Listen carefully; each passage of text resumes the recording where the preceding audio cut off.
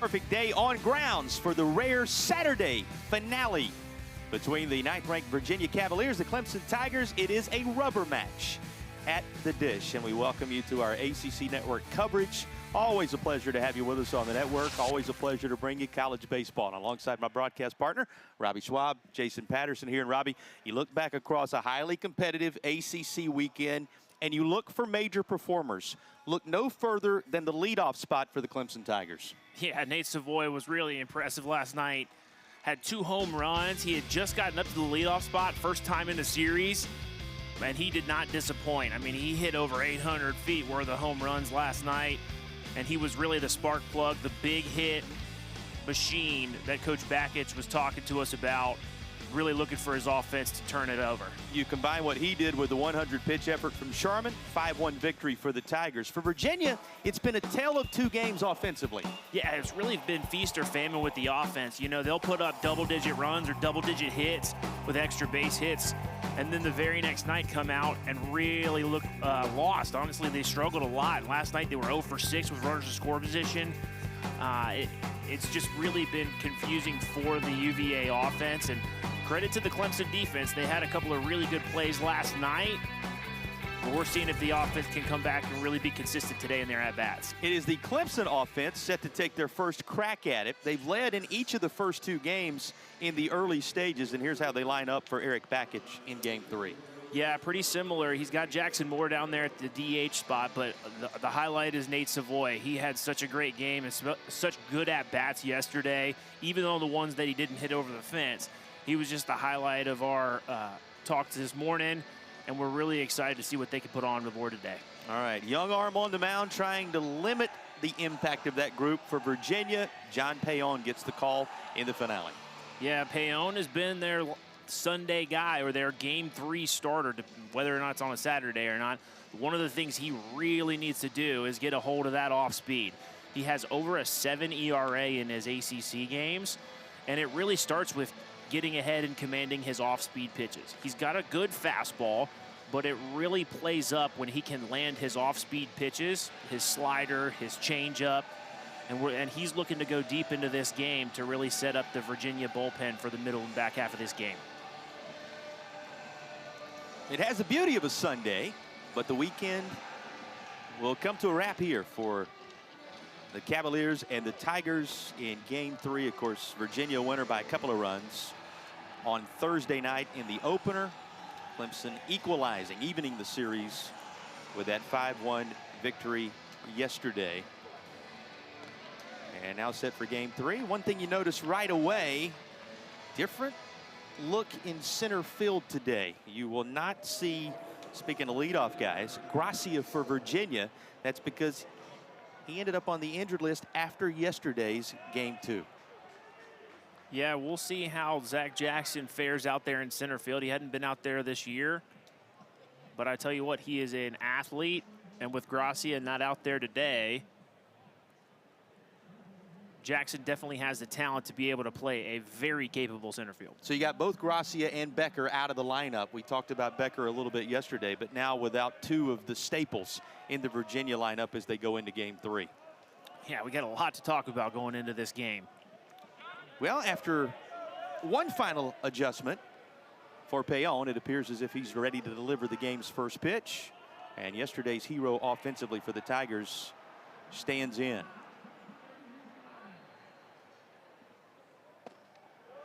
And takes a look at a first pitch strike. 1:04, the official start time. And as we said, low 80s, the temperatures on a seasonably warm Saturday afternoon in Central Virginia. Second pitch of the ball game. In play to short. And nice job to stretch over there and make sure that is secured by Harris at first. Holmes to Harris, 6-3 put out, and the ball game is underway.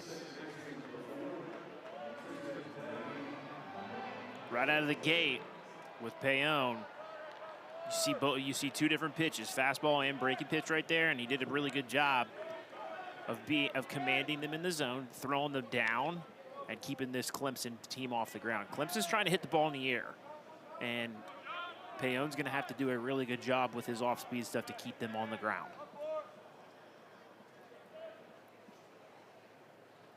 First pitch to McClatty is a called strike. We showed you Jackson in center.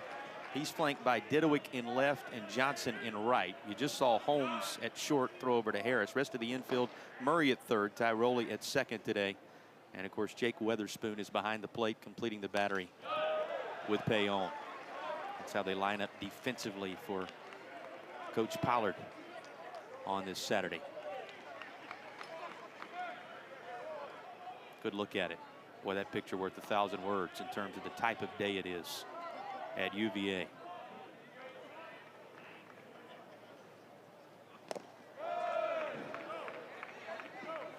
Claddy has a little conversation with our home plate umpire, as that one was tight. Thomas Newsom is behind the plate today. Connor Hoagland at first base, Brian Miller around to second, and Brian Moraine at third base in this one. The four-man crew handling this series between the Tigers and the Cavaliers. On cue, they're going to be busy right now as they work their way to the review. McClatty, we saw him turn around right there, Robbie, and say something to the home plate umpire. Clemson's wanting to check and see if perhaps he should be able to take his base. Yeah, this is where you don't have a lot of replay ability in the dugout. So if you're Clemson or Virginia, you do have to rely a little bit on the player out there. And I think Coach Bakich thought that had a chance of hitting him, and McClatty's reaction to it gave him enough reason to go ahead and take a look at it. Payon reared back. That one was 96 miles an hour. So we'll see if that's a hit by pitch and if they can get any clear and definitive evidence. Speaks to the importance of setting the early tone of a rubber match, that you go ahead and take it for a spin in this scenario. Here's a look at it.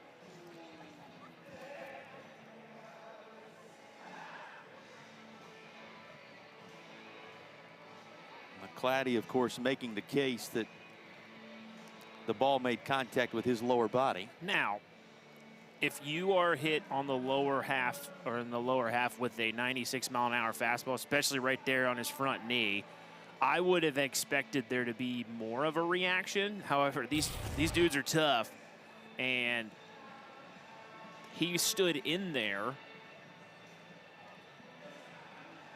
He didn't act like it hit him very hard, which, again, the type of pitch makes me think there would be more of a reaction. I'm not seeing anything there that would warrant him to call a hit by pitch. And they're taking a really good look at this, though. Second batter of the ball game after a routine ground out, anything but routine, on this delivery from Payon to McClatty, as we are under a video review on a potential hit batsman.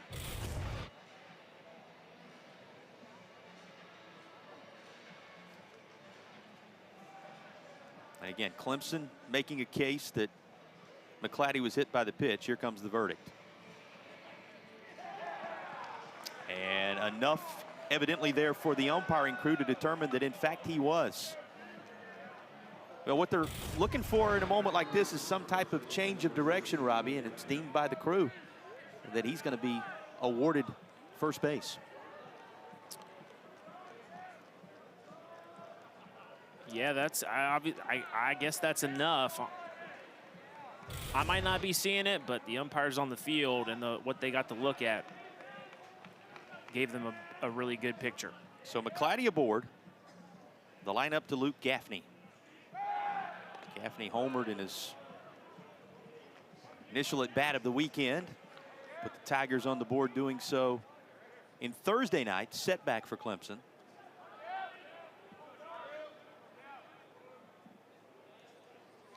The product of the Bluegrass State with a runner aboard here. On the move is McClatty. Here's the throw after the swing through. He's down in front of it.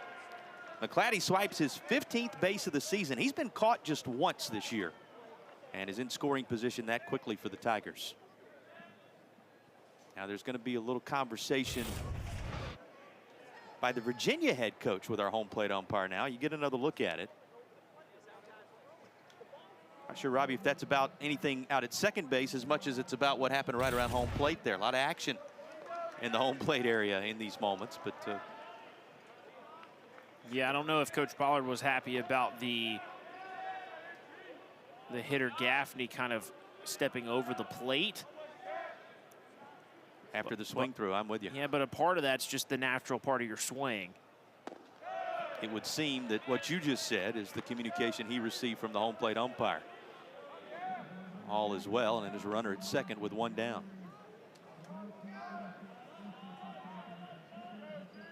Gaffney's home run earlier in the series, his 4th of the year.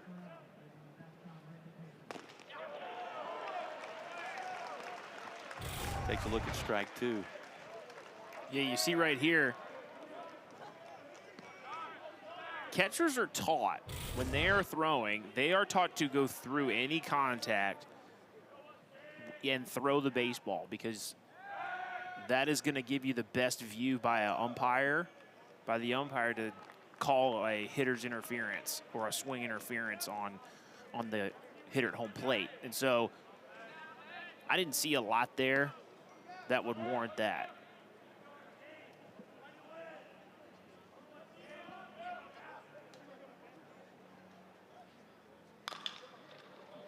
Put in play, second baseman behind the bag, and off balance throw, 2 gone. You know, both coaches coming out here, a reminder of how important the early tone is in this game. Reference that when we saw Clemson right away use the challenge on the hit batsman, and Virginia pleading its case on that stolen base. Anything you can do to get an advantage on a day where you know you're down to your Sunday arms on this Saturday in the finale, being fought for by both dugouts in the early stages. Gerald has been the other of the sluggers this weekend, and this is one of his more softly hit balls, but you know the sport of baseball. Sometimes that works out even better. He lofts it right over the Virginia infield and puts Clemson on the board with a 2-out knock in the first. 1-0 Tigers.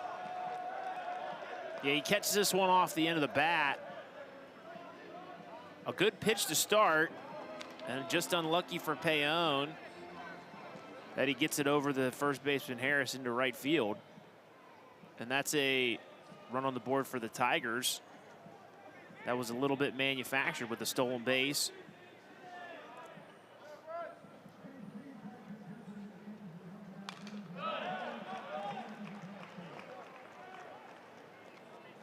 And Gerald again making a contribution on what has been a solid weekend for him. Picked up his 38th RBI right there to forge the Tigers ahead. Here's Clavon. He was the busiest guy in the yard in the 9th inning yesterday, responsible for corralling all 3 of Virginia's outs in the 9th inning as he secured the catch, going all over center field. Good-looking athlete when you talk about what he brings to the table and the ground he covers out there, as well as the numbers that he has put together in over 90 at-bats at the plate. Clavon, the only defender needed to close that out in the 9th inning yesterday, the 5-1 win for the Tigers.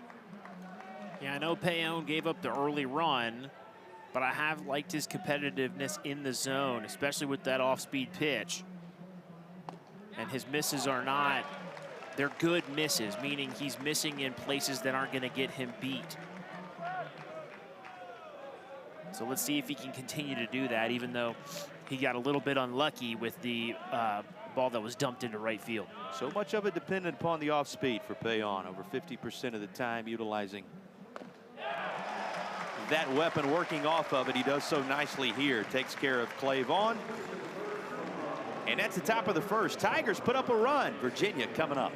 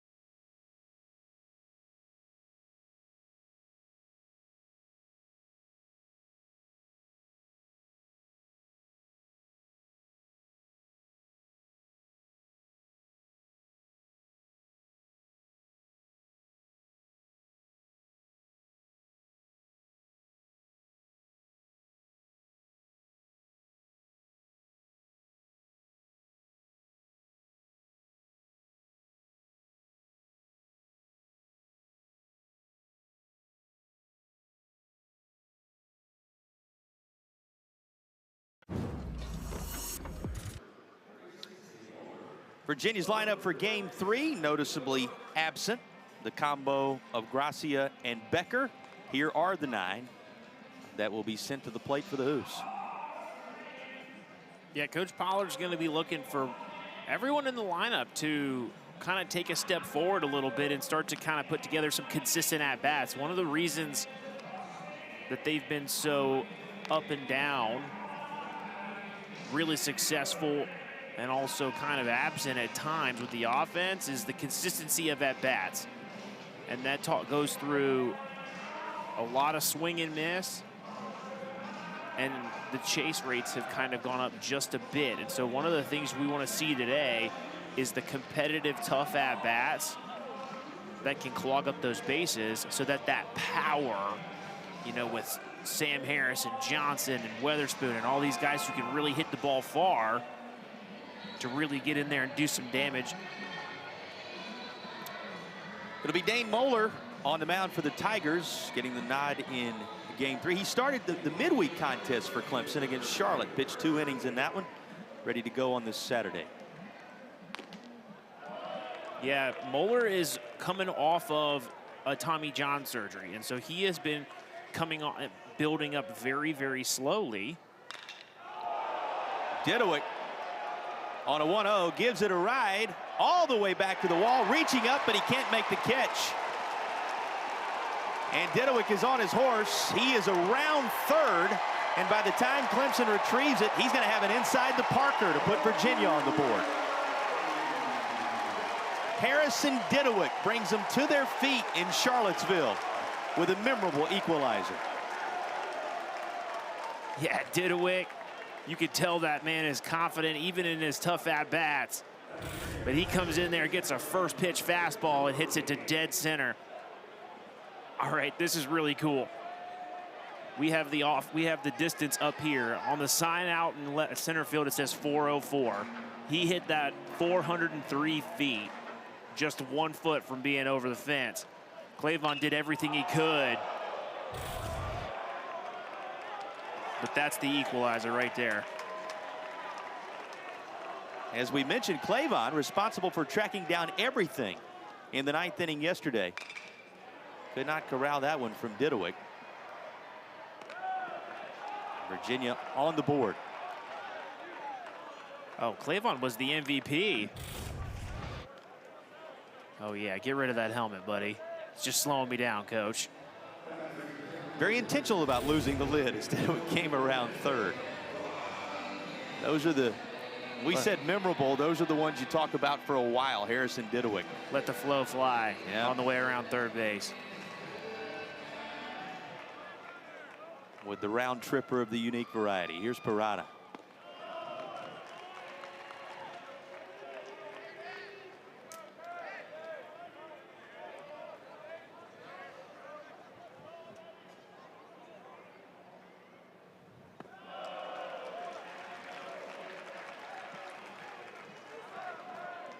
Well, when we were talking about the return of Didowick's power, you were talking about the ones he sent over the fence. Here he does good work by peppering one off the wall.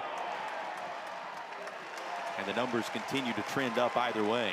Here's a base knock for Parada to keep the train moving for Virginia in the first.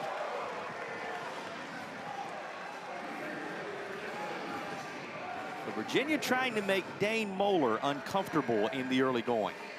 Yeah, Dane Moeller, we talked about him building back up from Tommy John, but he is very fastball dependent. You see right there, he's over 60% with this fastball and his sinker. And one of the things that Coach Pollard decided he really wanted to focus on, especially over the last couple of weeks, was we have to be on time with the fastball. Our offense is at its best when we're on time with that fastball. We don't expect Moeller to go very long today. Number one, because of his injury history, but also because of the arms that Clemson has in their bullpen and the fact that they haven't had to use them as much this series. So it could be a situation where we see him as more of an opener.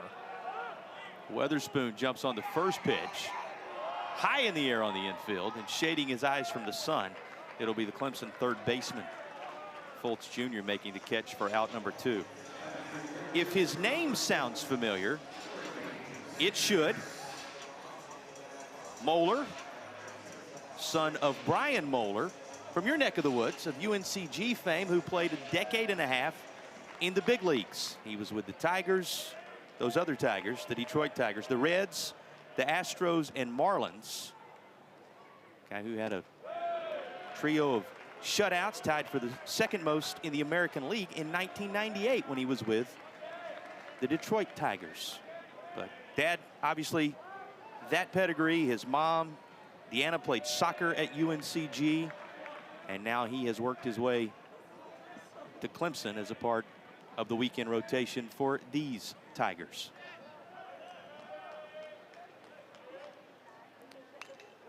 He's 0-1 to Sam Harris, fouled back. Well, when my son or daughter look at me and they look exactly like me or do something I would do, I always say genetics is real. And if your dad's a big leaguer, chances are you're going to have a pretty good opportunity to play baseball as well. Native of Marietta, Georgia, another of those Atlanta area products that has been a good pipeline for the Tigers. Went to Walton High School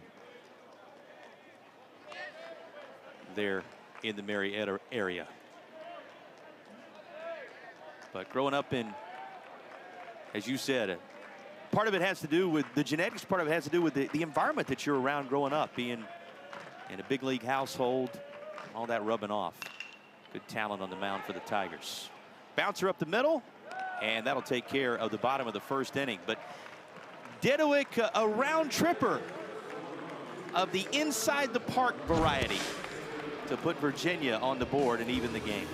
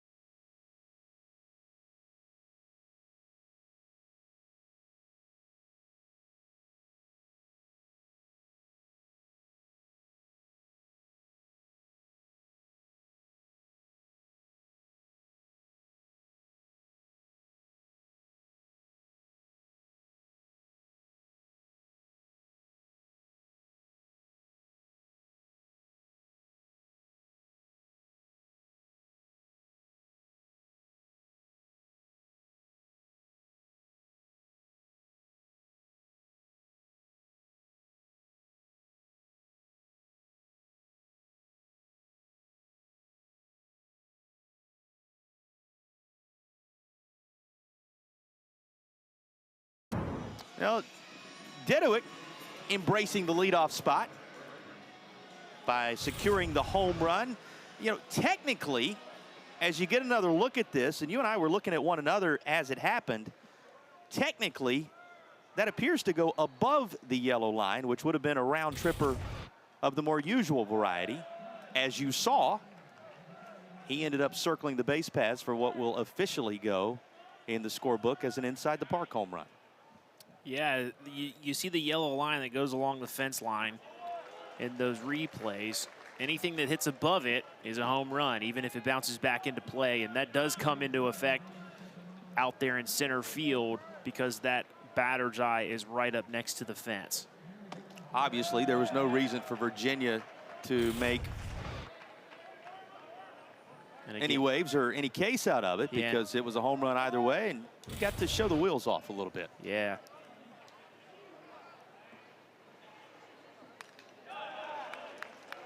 You know, and that's a case in point for a lot of those watching this game that aspire to be playing in games like this one day, that regardless of what happens or what you think happens, you keep on running because you just never know. You never know. And not only does he get the home run of the inside the park variety. He brought this crowd to its feet in that fashion as well. That'll take care of the leadoff batter here in inning number 2. What'd you see in that first inning from Payon? Well, I saw him commanding his off-speed pitches better, and that really elevated his fastball. He's got a good fastball, low to mid-90s. As you can see, he even reached back for some 96. But when he is commanding that off-speed pitch, he can get chases with it with 2 strikes. And he can really play his fastball up to be a strikeout pitch later in the game.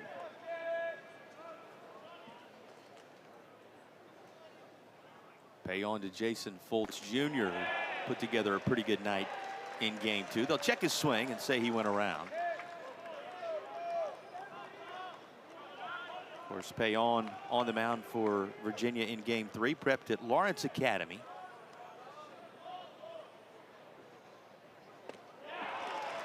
Perfect game had him inside the top 150 among right-handers. And he was #1 among right-handers in the state of Massachusetts, or the Commonwealth, as it's there also embraced. So #1 righty in Massachusetts, bringing his talents to Virginia. You saw he's from Lexington. This is the 250th anniversary of America. So many celebrations going on here in Charlottesville and beyond. And he's from the location where first shots of the Revolution fired, and then brings his talents here to another historic location. Past Monticello on the way in here at Mr. Jefferson's University. All kind of connections on this beautiful Saturday. Got a 2-2 count on Foltz Jr. And that's fouled back. Yeah, I love that pitch right there. It's a fastball out over the plate, over the outside corner. But because he's located that off-speed pitch, it plays up, and that's all he can do right there, Foltz. And it really locks him up with that breaking pitch to get the strikeout looking.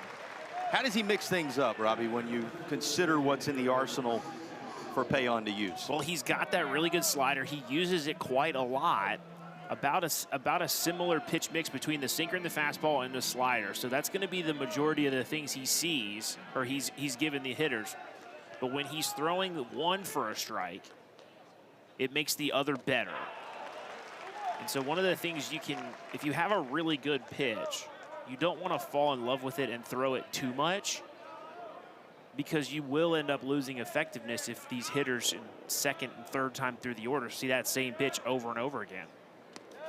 Even if you're throwing a 96-mile-an-hour fastball like Payon is this afternoon. So I've really enjoyed watching him mix that slider in with the fastball and the sinker today. And he's done a good job so far in his first 5 outs of throwing the slider for a strike and throwing it for a ball or a chase pitch with 2 strikes. This one comes in on Jackson Moore. He'll be awarded first base as a hit batsman. And as a pitching coach, you're trying to go in with that fastball as a strike pitch. Just pulled it just a little bit, but I do like that pitch call. He just got it too far in and hit him on the backside.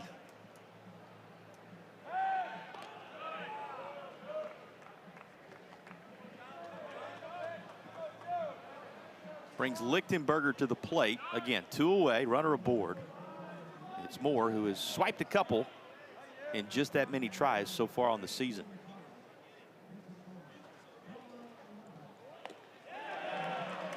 Lichtenberger came into the weekend riding a pretty impressive 7-game stretch in which he had notched double-digit hits across that time frame. He went 1 for 4 in the opener, and then 1 for 5 in yesterday's game 2. So a hit apiece in each of the first 2 games. Yeah, this is going to be an important at-bat for Lichtenberger. We remember in game 1, R.J. Holmes got Gracia up to the plate, and he hit a home run with Savoy lurking on deck, looking to see if that can be something that Coach Bakich and the... He ventured off a little too far that time, and that's how the inning will come to a close. How about that? Moore picked off at first. The Clemson dugout is not going to be happy about that one. Getting picked off, the 9-hole hitter in the box with Savoy on deck. That is not what Clemson wanted. And a great job by Payon there with a quick pitch, with a quick pick off over to first base. And we go to the bottom of the second.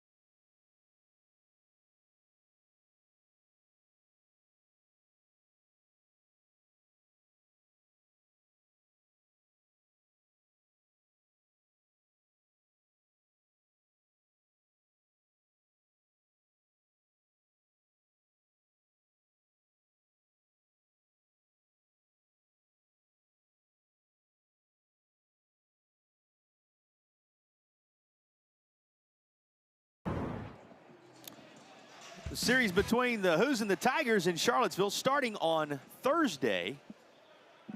So this game 3, a critical ACC win on the line and a series win on the line. You see Virginia battling for that double bye opportunity, and Clemson just looking to do some positive things to turn the tide in the second half of the conference campaign.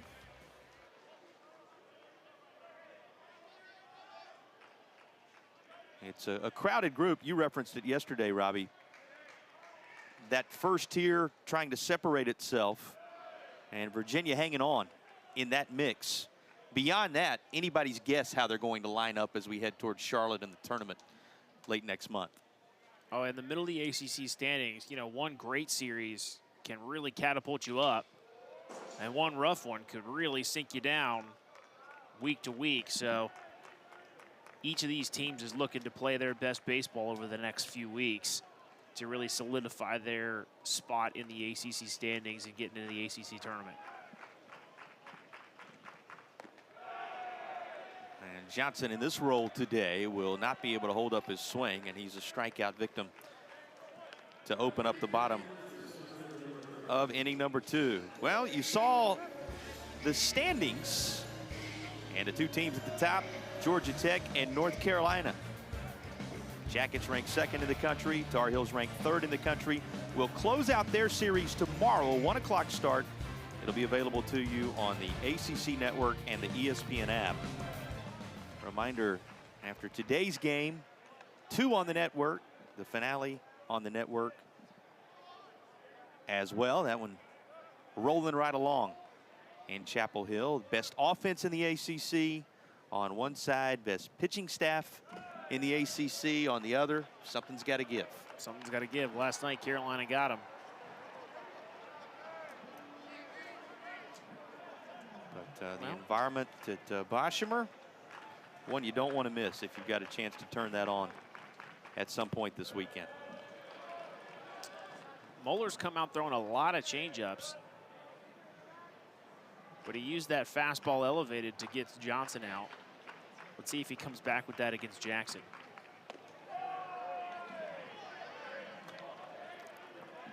And he does with the cutter right there, up and in. One of the things that can really be an equalizer for left-handed or for a right-handed pitcher against the lefty is that cutter. And you see it's a hard fastball. It's 90 miles an hour.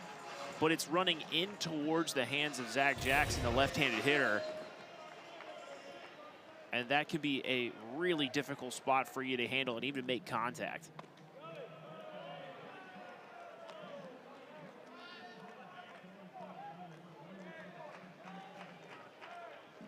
Leaves it up to Holmes in this bottom half of inning number 2. Moeller just throwing his 22nd pitch there. Make it 23, having been delivered through the first couple of frames. Gave up that, what officially became an inside the Parker to Didowick to tie up the ball game. By the way, you're wondering about it. Zach Geloff against Miami, February of 21, February 26th to be specific. The last time there was an inside the park home run for the Virginia Cavaliers. Not something you see every day. When you talk about big league connections, there's another one for you when you talk about one of the former greats for UVA. This inning, Moeller's really showcased that changeup and that cutter. Let's see if he goes back to it for the strikeout. Deep in the hole, it's short. Good strong arm put on display by Lichtenberger to end the inning. Both pitchers post zeros in the second to keep it 1-1.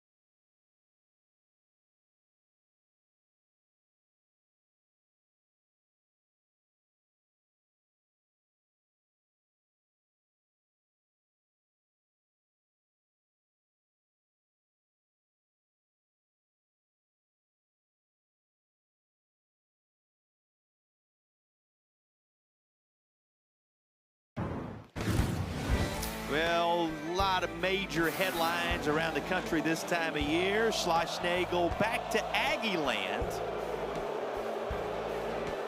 The type of welcome you would have expected. Of course, the impact of West Coast Arms, what they've been able to do. Combination of individuals that made their mark. And how about defensive plays? Williams, that's leaving your mark for the Canes. As college baseball continues to entertain, Derek Williams, that spectacular catch, working his way into the outfield wall. And the next day, they made sure they let him know about it. And I'm sure you're enjoying all the major storylines, headlines, and developing action across the country in college baseball, all trending toward what's going to be a highly engaging month of May, and Omaha as the end destination in June. You know, these are a couple of teams that made it a regular habit of working to Omaha. Clemson up until the early part of the 2000s, getting there regularly. Been a little bit of time for the Tigers, but they've been right there in the conversation in terms of regionals, super regionals in recent years, and on the verge. And for Virginia, you saw the logos on the outfield wall. The Who's winning that championship in 2015 and making it a regular habit of getting back to the Midwest since. But you have to say, Robbie, these are two of top-tier programs in the ACC when you talk about the consistency of deep tournament runs in the recent couple of decades. Yeah, their postseason success is honestly with a lot of the ACCs. You see right there, the Virginia Cavaliers have been to the World Series 7 times since their first one in 2009. Now, obviously winning it in 2015. Both of these programs have been regular representatives in Omaha. And the craziest part to me is that there's only been one ACC team since I think it's 55 to win the World Series. That's the amazing part. When you think about how often Florida State has gone, all those years Mike Martin took those Knowles teams there.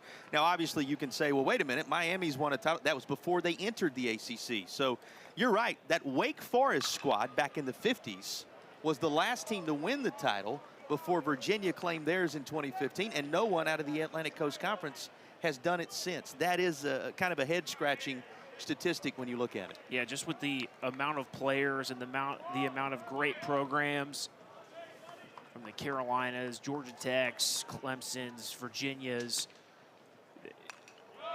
It's not going to be long, and honestly, it could be this year, especially with some of the teams in this league and the talent. So, but ACC baseball really has never been better. That's exactly right. You got a top 10 team in the country right here before your very eyes as we speak, and you got a top 5 matchup going on in Chapel Hill this weekend as evidence of just what you're talking about.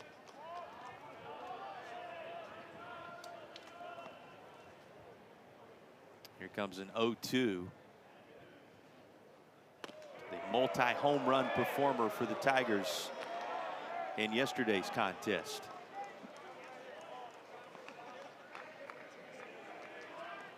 Weatherspoon wasn't set up inside for that breaking pitch, but he did his best to try to make it look as presentable as possible. He didn't get the call, though. Into right field. And Savoy board again. Well, a couple of softball games coming your way as well today. Game 2s and a couple of 3-game series between 12th-ranked Florida State hosting North Carolina. That's it in the early part of the day, and paid off at 7 Eastern with Virginia Tech, 10th in the country, hosting Georgia Tech at Tech Softball Park, the road in Blacksburg. Both those games available to you on the ACC network, and everything we're talking to you about, North Carolina, Georgia Tech baseball, those softball games, you can stream it on that brand new improved ESPN app. McClatty at the plate. Remember, McClatty, after they reviewed it, it was deemed that he was hit by the pitch in his prior AB. Came around to score the lone Tigers run thus far.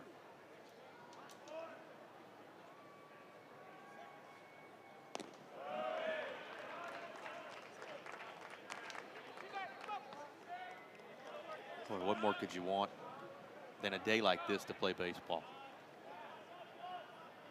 Fans continuing to work their way around the yard, find a good seat from which to view this one. And bright sunshine bearing down. Find a spot along the wall. Not a bad location in this yard to enjoy some college baseball. One of the best when you talk in terms of facilities in the land. That's going to hit McClatty again.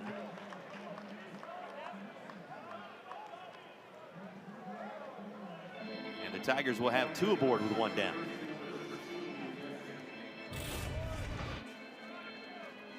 Yeah, they just overcooked this slider right here. He knew it as soon as he let it go. That's the 3rd hit by pitch today by Paone. He had 8 coming into the day. Well, if you're going to manage your pitch count,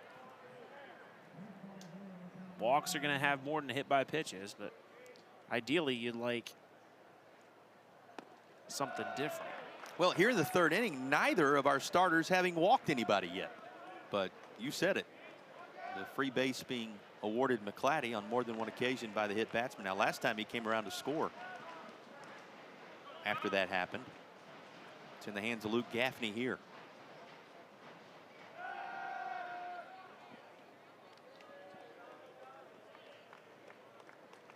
Yeah, in the first at-bat, he hit him with a fastball, trying to go inside. That one was a slider, which, again, he throws almost 50% of the time. I think the percentage we got is 42 or 43%.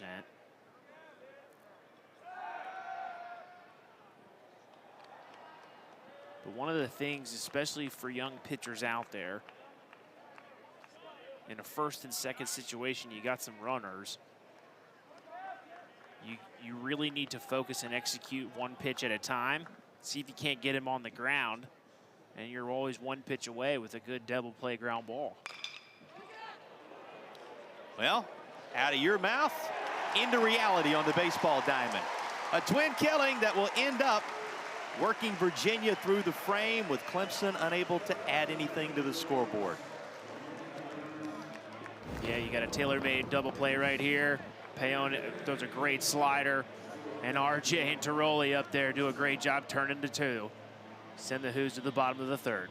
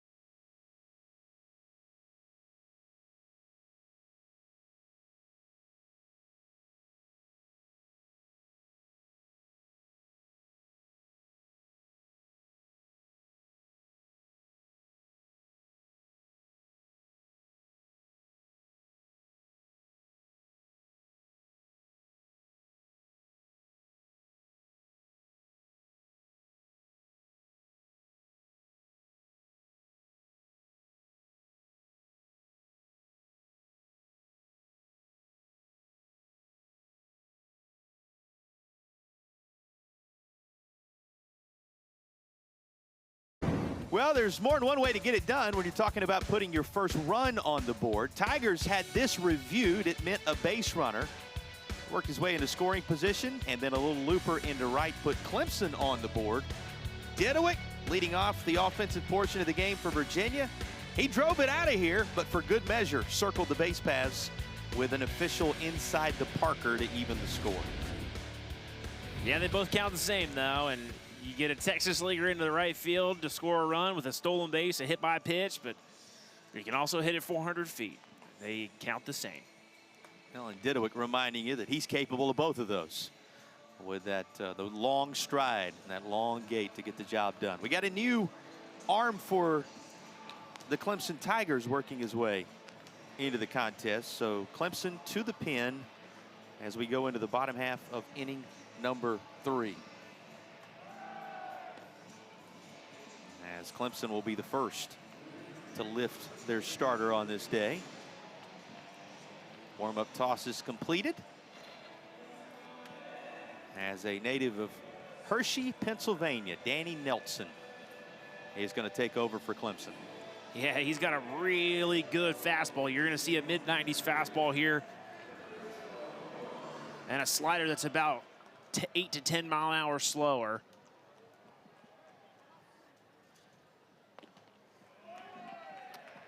And a strike called in the at-bat of Murray, who leads it off. He'll try to set the table for the top of the order. And Harrison Didowick, the game's offensive hero for Virginia thus far.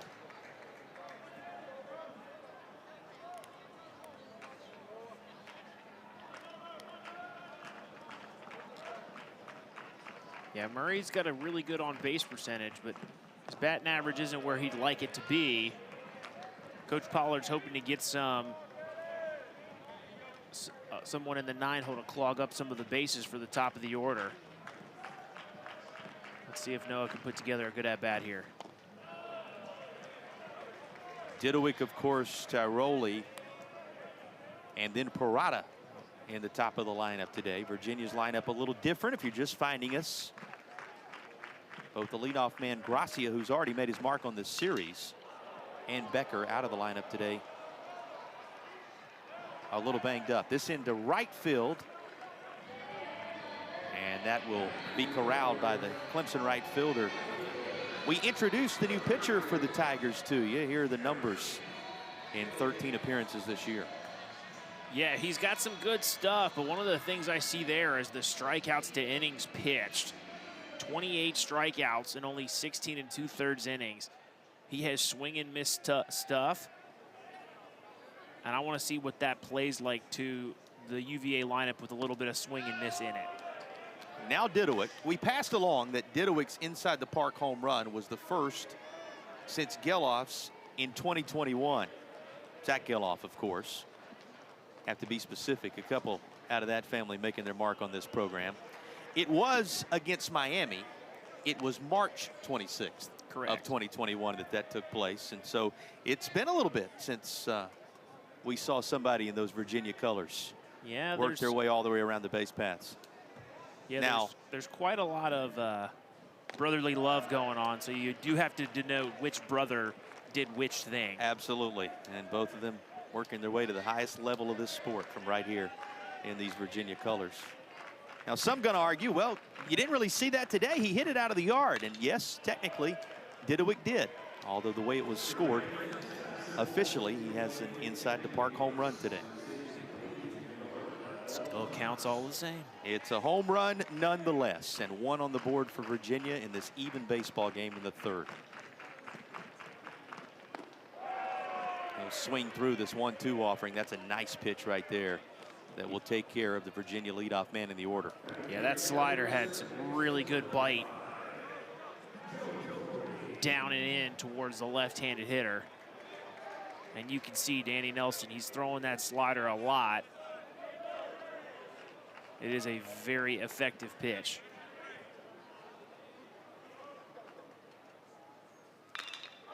Nelson will see this driven to left field. And that is up off the top of the bleachers. As Joe Tiroli puts Virginia out front in the third. Well, that was the slider we were just talking about. And instead of being down underneath the strike zone where he struck out Didowick, he leaves this one cookie cutter right in the middle of the plate. And Tiroli pulls it in the air to left field and hits it almost 400 feet into the left field bleachers. You can see right there, that one's bell high. And Tiroli was on time for it. Virginia's second baseman, 7th home run of the year. Gives the Cavaliers the lead 2-1. You know, Clemson has taken the initial advantage in all 3 games. Virginia battled back to win the opener by a count of 6-4. Cavaliers tied it up in the 5th after Clemson took a 1-0 lead in the 3rd yesterday. But it was the 3-run 7th and the 1-run 8th, which set the final at 5-1 in game 2. Story still to be written here in the finale, the rubber match. Parada swings through this. Housekeeping gonna be needed. And it is taken care of by Gerald, the talented Clemson catcher, to drop the curtain on the inning. But here's the swing for Virginia that put the Hoos out front. Yeah, he pulled this fly ball high, and he gives UVA the lead here in the 3rd inning.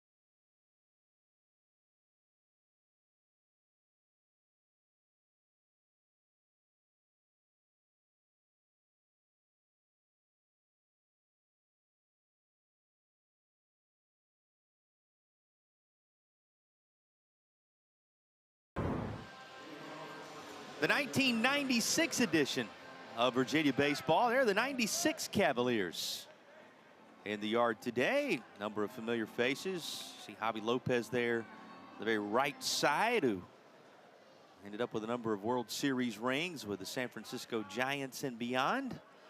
Another one of the many teams making its mark in Virginia baseball history. Good to have the 1996 Cavaliers with us on this beautiful Saturday. Glad you're with us on the ACC Network. Another good one going, 2-1, as we move on into the fourth inning. Gerald, the leadoff batter, against the Virginia starter, Payon. Virginia's right-hander remains, and now staked to a 2-1 advantage.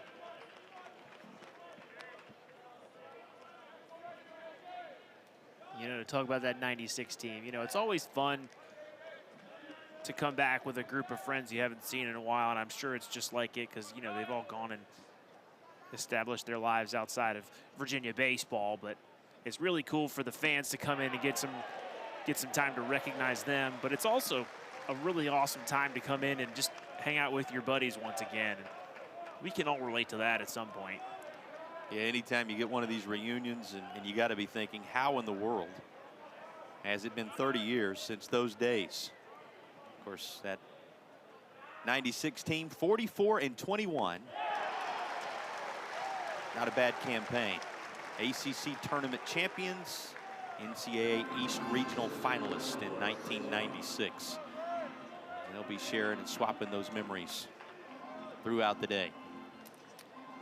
Payon able to take care of business and roll the lineup on around to Clavon by notching the first out of this fourth inning with a strikeout.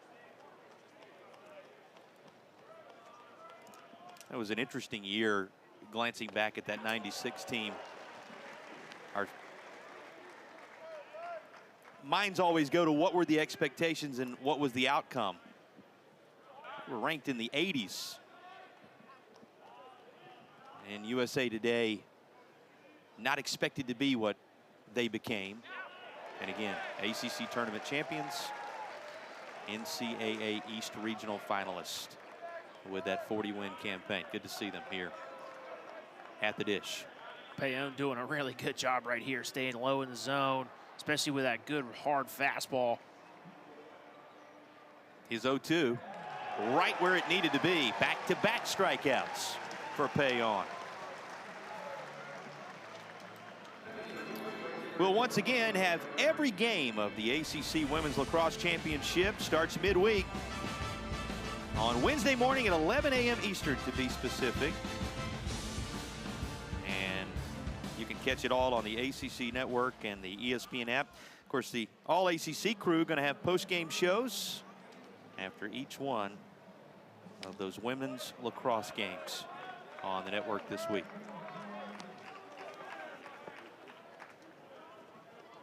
Jack Crichton to the plate. There is the home of Virginia lacrosse. You talk about history, you think about the 96 baseball team, you think about all the championships that have been won across the way at Klockner. Of course, a lot of people scoreboard watching today. Right now, the Hoos are down to North Carolina in the fourth, but some time remaining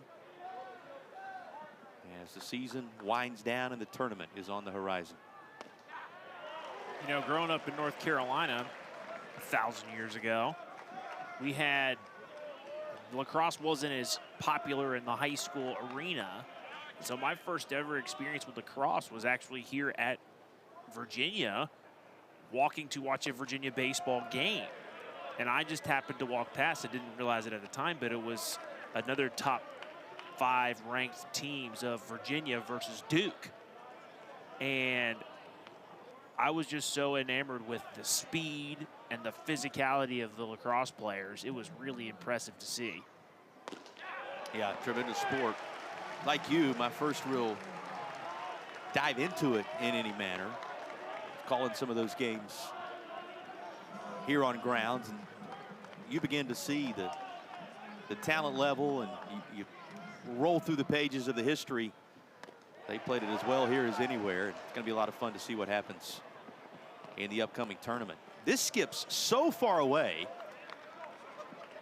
that Crichton works his way down to first base. And everything will continue here in the top half of the 4th inning. Yeah, that's going to be a K, but an error on the catcher. It's hard for me to give him an error, but it is an error because Witherspoon, that fastball's 95, running hard inside towards his glove hand, and it actually catches him off the outside of his right knee, or his left knee. That's just a tough catch, but a really... Runner moving, and he'll make up for it the next play. Throw down to second base will cut down the potential base stealer and keep things at 2-1 as we move on forward here in Charlottesville.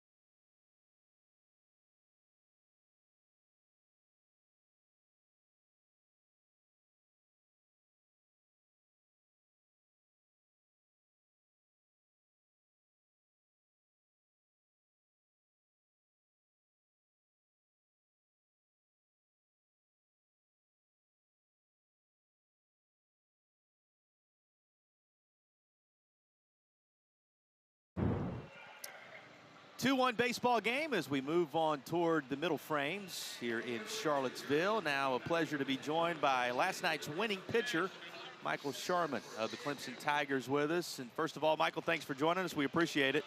Yeah, thanks for having me on. Well, walk us through last night. You were able to hold down this talented Virginia lineup with a stellar performance. 100 pitches even in that one. What was working for you? Just competing the best of my ability, taking it one pitch at a time. You know, full conviction behind every pitch. Just trying to get beat with my best stuff if they're going to beat me. So let my defense work and filling up the strike zone, attacking. Not letting anyone on for free. So that's kind of my game plan for the whole year, and just doing my job to put the team in the best position to win. And obviously Nate Savoy, huge two homers yesterday, played great game and caught me awesome as he always does. But great team win. I'm very proud of these guys and love to watch them compete behind me. Took the word right out of my mouth there with your battery mate. We were going to ask you about him. What's it like, both from what you're able to do with him defensively and then to know he's got your back the way he did yesterday offensively? Yeah, I absolutely love throwing to him. Great catcher behind the plate, and obviously with the bat, it's amazing to watch as well, just how hard he can hit balls, and the two he hit yesterday were smoked. So it's always fun to have a teammate like that. You know, he's rooted in his faith. We bond over that. And so just a great guy to be around. He's one of my close buddies on the team. So just a great teammate, great player, great person. It's just, you know, can't say enough good things about him. Yeah, Michael, it's Robbie Swab. Thanks for being here with us. One of the things I wanted to talk to you about, because yesterday you had such a good pitch mix, but in an era where there's just not a lot of, there's a lot of emphasis on high velocity, upper to mid to upper 90s, seems everywhere now.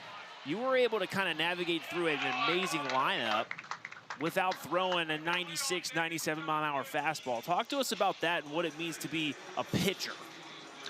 Yeah, I think, you know, my whole life, that's kind of been my strength. I've never been, you know, the biggest guy that throws the hardest. I've had that gift to be able to throw the ball where I want it most of the time, and that's helped me throughout my career. I know what my strength is, so, you know, sometimes, you know, I try to, you know, gas one up, but it won't be like 96. It'll be like 90, 91, but it just helps when you can keep hitters off balance. I think hitting is hard enough.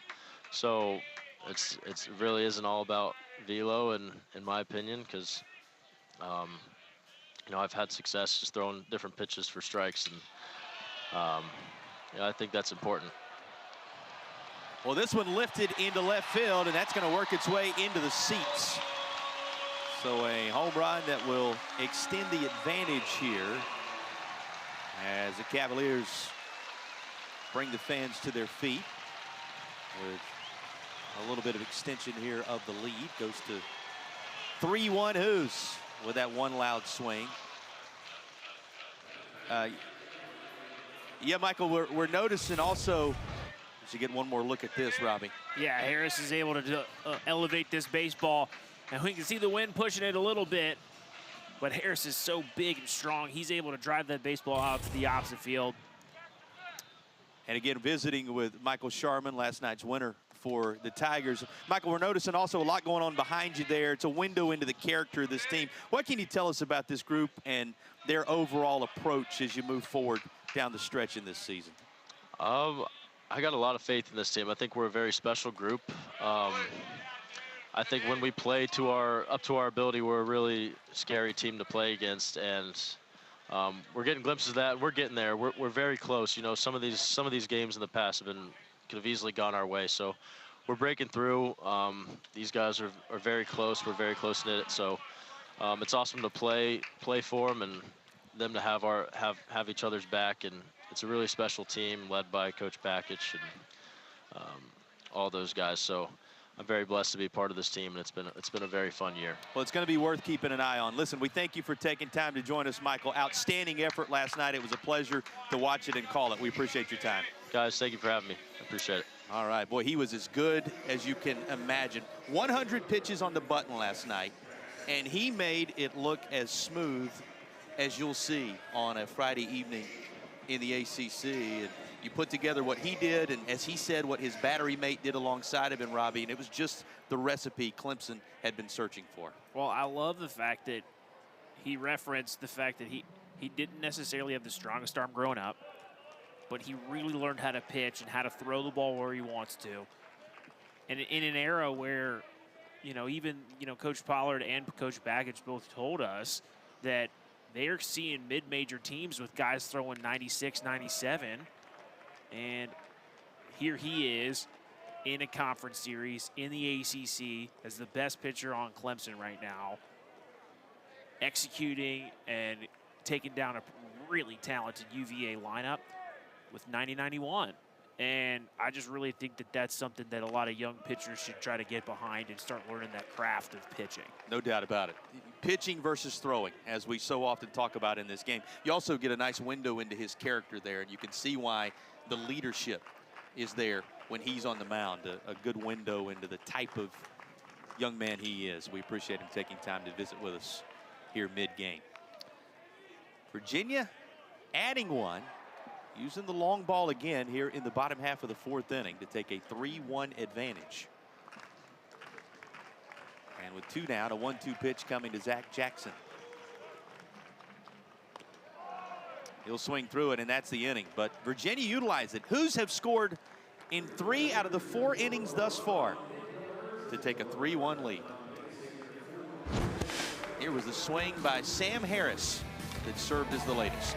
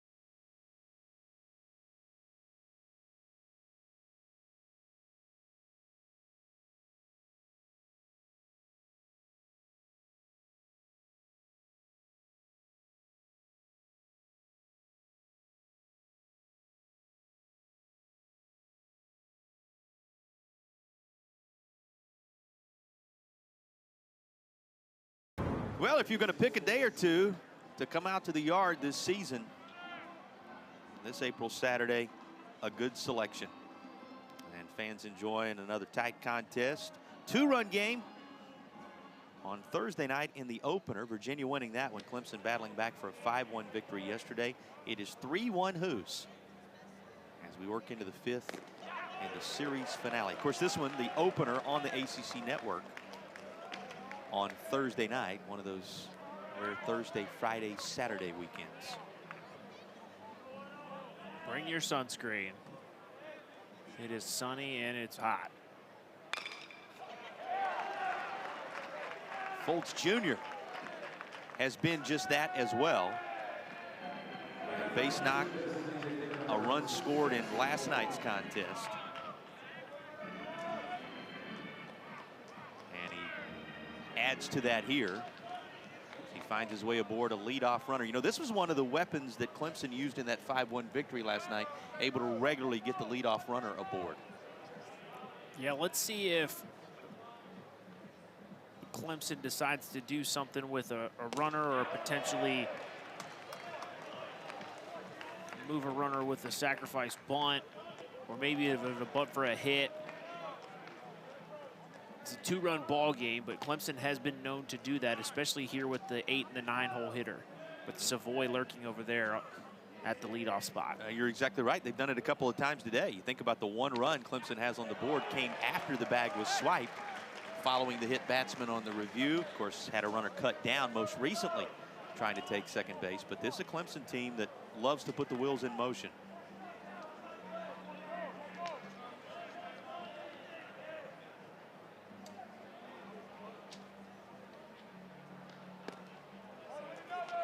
Moore taking a pitch down. He struck out looking in the 2nd inning.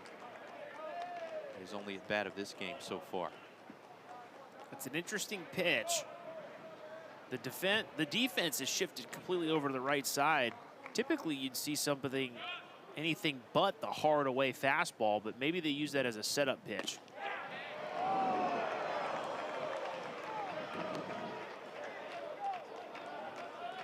Again, a staple of Paon's afternoon up to this point. He has been missing in spots that are really competitive, even on pitches that are not called strikes.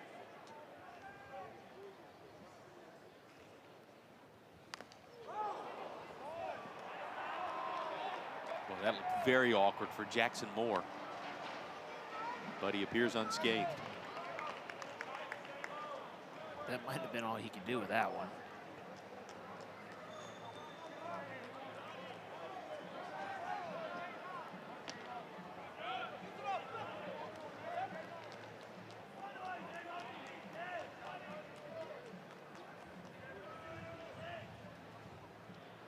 Bayon's 2-2, and that one is fouled off, going to be out of play. Will be a souvenir as well. Yeah, R.J. Holmes is pretty much the only one on that left side of the infield, so any pop fly that isn't all the way out into left field where Diddlewick can get it, Paon is going to have to execute his pitches, or he could catch his defense out of position.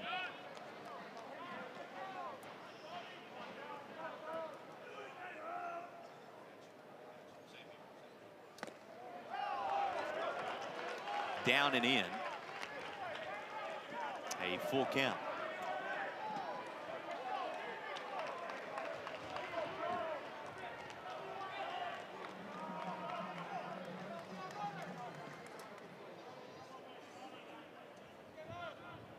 Paon working his way to 70, the pitch threshold. And a bluff from first, and this one fouled off the equipment of the Virginia backstop.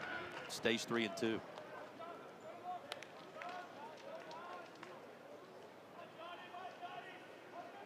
Lengthy battle between Paon. Yeah, Coach Pollard said he's mature beyond his years out there. Let's see if he can really hunker down and focus right here. And Moore, he wins the battle. Just as you called for, a strikeout for the first out of the inning. Well, as mentioned just a moment ago, no ball game here tomorrow. Plenty of time to keep your eyes on Game 3 of the series between two of the top 3 teams in the country. It's a 1 o'clock start. It's on the ACC network, and you can grab it from anywhere on the ESPN app. Now, after that strikeout, Payon with some conversation as he comes off the mound to greet those oncoming. There is action in the Virginia pen continuing. I wonder if Coach Kirkpatrick's going to let him talk his way into staying in for another hitter. He was trying. When you have a senior veteran, a really experienced pitcher, that conversation may be more of a, hey, how do you feel? This is what we're thinking. What do you think? But Payon has done a phenomenal job to get to the who's to this point. And now he's bringing in his Swiss Army knife, Lucas Hartman, coming in from the bullpen. So Moore, who had been hit by a pitch, struck out looking, and with just over 70 pitches thrown, Payon is going to give way. He'll depart with Virginia leading at 3-1 in the 5th.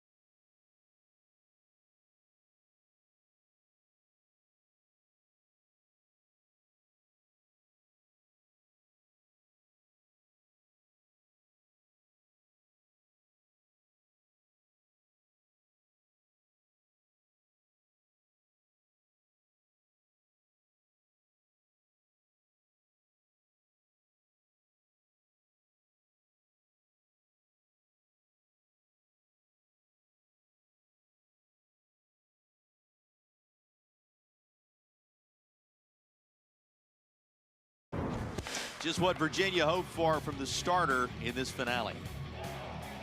Yeah, Payon was really on his game. His slider was in the zone, and he was really doing a great job of also burying it. And that made his fastball play up even more. Payon looked like a man on a mission. We asked if we challenged to see if he was going to right the ship, and he sure as heck did. And we're really happy with that outing right there. I know Coach Pollard is, and he's set Virginia up to win this rubber match here against Clemson. 70 pitches, crossed over that 70-pitch threshold, struck out 7 along the way.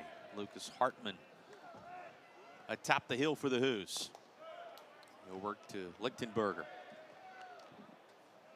Yeah, I called Hartman the Swiss Army knife. He has so much experience. He's pitched in several different programs. And he really has the flexibility to kind of perform any role that Coach Pollard and the Virginia pitching staff need them to do to bridge the gap, finish an inning, get an extended relief outing, come in with runners on base. He's done it all for them this year. And that's going to work its way underneath the glove of the second baseman and into right field. That'll mean a chance to move up to third, as the Tigers will have him on the corners. Fultz Jr. working his way around 90 feet away. Tying runs suddenly aboard for the Tigers. This looked like a little bit of a communication issue, or Tiroli didn't quite see it after it got past Harris right there. Again, that ball was not hit very hard, and Tiroli is an excellent defender at second base, and Hartman Harris a really good defender at first base. And look who's up. Savoy at the plate for the Tigers, the multi-home run contest yesterday. And Hartman in to face him. As you see the numbers for Lucas Hartman on the year. Yeah, this is his, I want to say, he's really high up there in appearances. And he's been on a lot of top reliever lists done by a lot of the publications, including D1 Baseball. Hartman trying to keep the 2-run Virginia lead intact. He'll check on the runner at first. Hartman pitched the 8th inning in the opener on Thursday night. Gave up a hit, was charged a single run. Faced 5 batters and threw 19 pitches to bridge the gap between Henry Zetkowski. Kappa, who came on for his league best 9th save of the season. So this is second look this weekend. And a big time battle right here. He's way ahead of Savoy.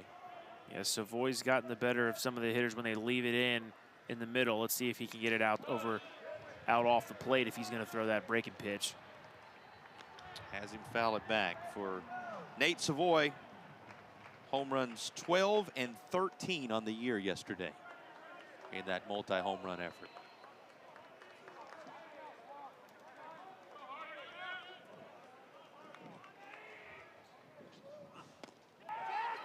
A called strike 3 that gets away. The only runner that will move up for Clemson will be Lichtenberger from first to second, as Fultz Jr. holds steady 90 feet away. There will be 2 in scoring position, and those are the tying runs with now 2 down after the strikeout of Savoy. Yeah, Hartman comes back with a fastball. Savoy was obviously looking for a breaking pitch. And good job by the UVA battery to know that if first base is occupied on a drop third strike, the hitter is automatically out. Especially with the runner on third base, to make sure that if, for instance, they didn't know the rule and he does throw it to first base, you don't have home plate covered and a runner on third. Well, here's a guy, McClatty, who has been in the thick of everything for the Tigers today. Remember, hit with a pitch and scored the only run for Clemson back in the first. He's trying to drive in a couple of Clemson runs here.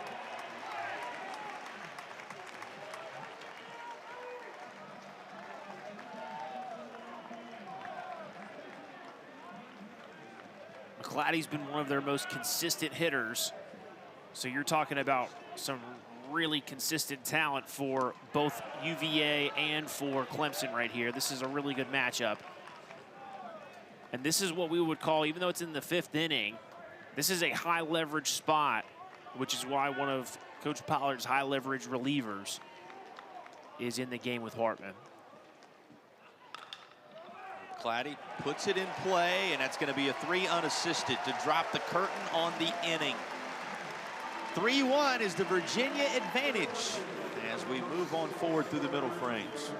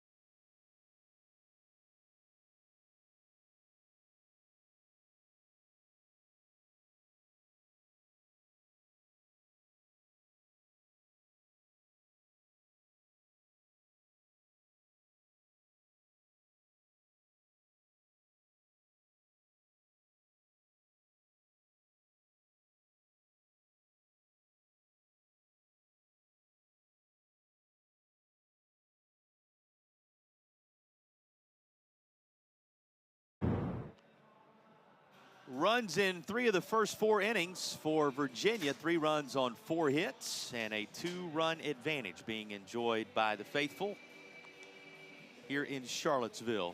And game 3 of the series between the Hoos and the Clemson Tigers. We move on forward past the midway point into the bottom half of inning number 5.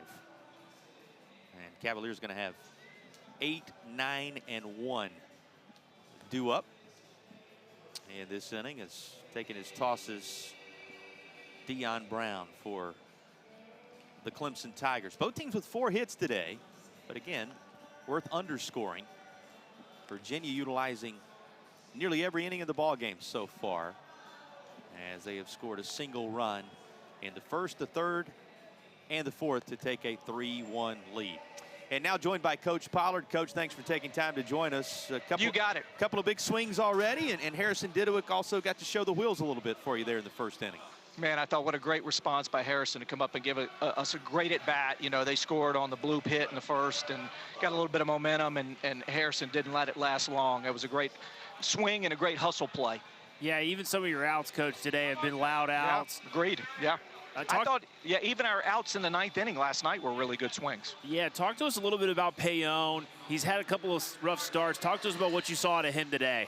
Well, it goes back to the midweek, right? And working and prepping. And he and Brady made a great adjustment in the midweek in his pen. I'm not going to get into specifics because I don't want teams to scout it, but totally changed the profile of his pitch. He's got the slider much more back to where it's been early in the year. You saw it today because we produced a lot more swing and miss with it. Yeah, and I really liked his fastball velocity. When he's got that slider working, that fastball really plays up, and it just makes everything better. We really talked about his off-speed early in the count. Talk to us a little bit about what you're hoping for out of the bullpen coming through the back half of this game. No secret with us, right? I mean, if Hartman can be efficient, we'd love to be able to go Hartman to Kappa. You know, if Hartman can get 2 and Kappa is fresh and he can get the 8th and the 9th, that's our formula. But we've got Max Stamble down there ready to be a bridge if we need a bridge. And then, you know, we'll go from there. Coach, without a couple of your staples in the lineup today, you have to be pleased with the way your guys have responded. I love it. We're competing. Guys are really tough right now. Proud of them. Thank you for your time, Coach. We appreciate it. You bet. All right, that's Coach Pollard. His team up 3-1 as we move forward into the bottom half of this 5th inning with Holmes at the plate. You heard him say the word that kept coming through was proud, Robbie, of the way this team has responded today, of the way his young arm on the mound performed in this one. And, you know, a big 3rd game in a series that is on the line. So far, so good for his Cavaliers, leading at 3-1. One of the things I love about Coach Pollard is if he has a good answer, he'll give you a pretty long, drawn-out explanation. But he's also got really good, just short, clear answers, and I think that's a really good concept in a head coach. Competitive is what he wants their guys to be every single time, and he's seeing it right now. Speaks to the approach that has worked out well for the Hoos thus far. There's a base knock to start things here in the 5th against Dion Brown. Referenced he is now on the mound for the Tigers a moment ago. He is the in-state product out of York, South Carolina. And he goes to work against Murray now out of the 9 spot in the Virginia lineup. Murray squared to bunt there. I don't necessarily think they have a sacrifice bunt on, but Murray may see something and he wants to try to take advantage of. But right there, Murray didn't really agree with the strike call there. He pulled back pretty quickly, but he's down 0-2. But one of the things Dion Brown's going to bring to the table, he's got that mid-90s fastball, and he's got a really good curveball changeup combination that's about 10 mile an hour slower. So you're going to see it about 84. His curveball is mainly something he's going to throw to the right-handed hitters because it runs away from him. And he uses that changeup a little bit more against lefties because he wants to run away from the bat or have the ball move away from the barrel in the zone. Dion Brown, the 3rd Clemson pitcher of the afternoon. Moeller went 2 after starting. And Danny Nelson handling the last 2 innings, leading to Dion Brown here in the 5th.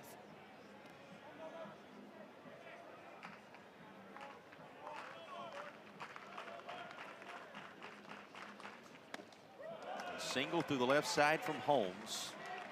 And this bottom portion of the order, you've talked about their effectiveness for Virginia when the offense has been clicking for the Hoos, trying to set the stage once more.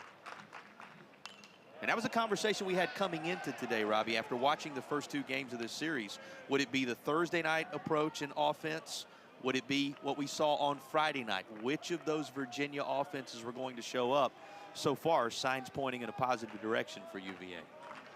Yeah, Coach Pollard even referenced a couple of the swings last night late in the game that he was really excited about.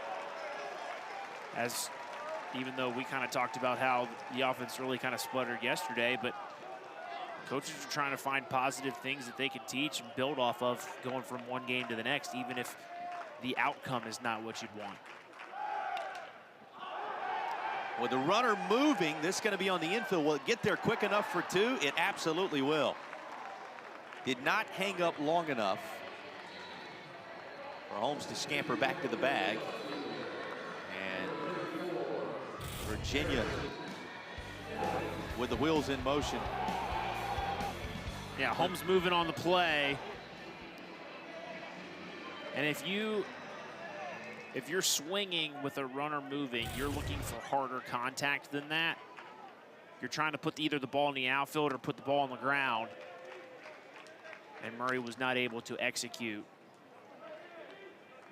Nothing Holmes could do there with that getting to McClatty in time. Just like that, 2 away, and here's Didowick, who we just asked Coach about a moment ago, as he put Virginia on the board in the first inning. They have scored each of the last 3 runs in the ball game to forge ahead.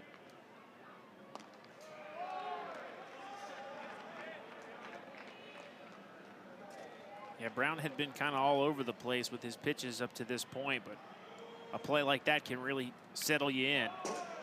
How often do you see it? I mean, a guy like trying to, as you said, kind of get his sea legs underneath him, and it just takes one defensive moment, and all is well. That's what you're seeing signs of from Deion Brown. Deuce is wild as he works to Didowick, and his 2-2 is fouled off. Well, Brown is featuring that mid-90s fastball. Didowick doing a good job of fighting that off. For Didowick, talked all kind of things about the home run. It was the 6th of the season for Didowick, guy who's heating up of late. This is easily in the yard and shielding his eyes from the sun. The Clemson left fielder will have it to bring the inning to a close. We have played 5 with Virginia up a couple in game 3.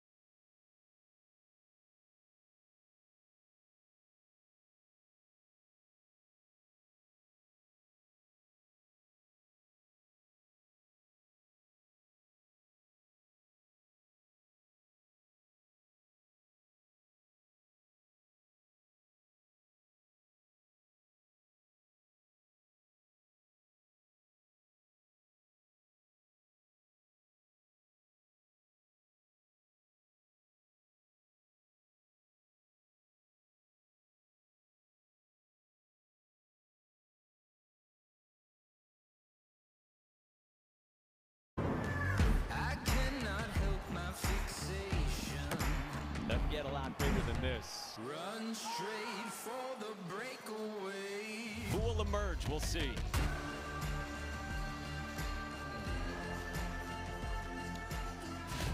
Charlotte having proven quite the home for the ACC tournament.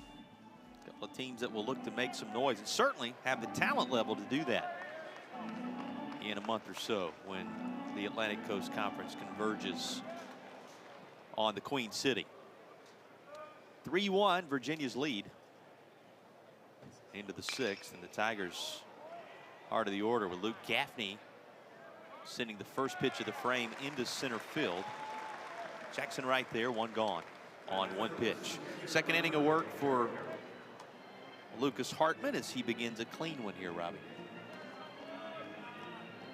Yeah, Coach would love to see Hartman be really efficient.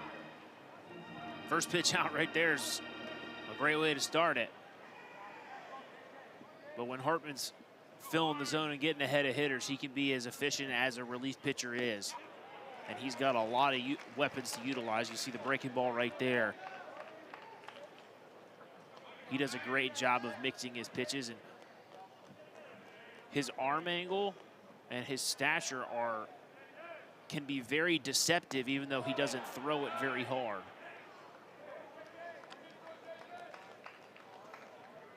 Quick appeal to our first base umpire.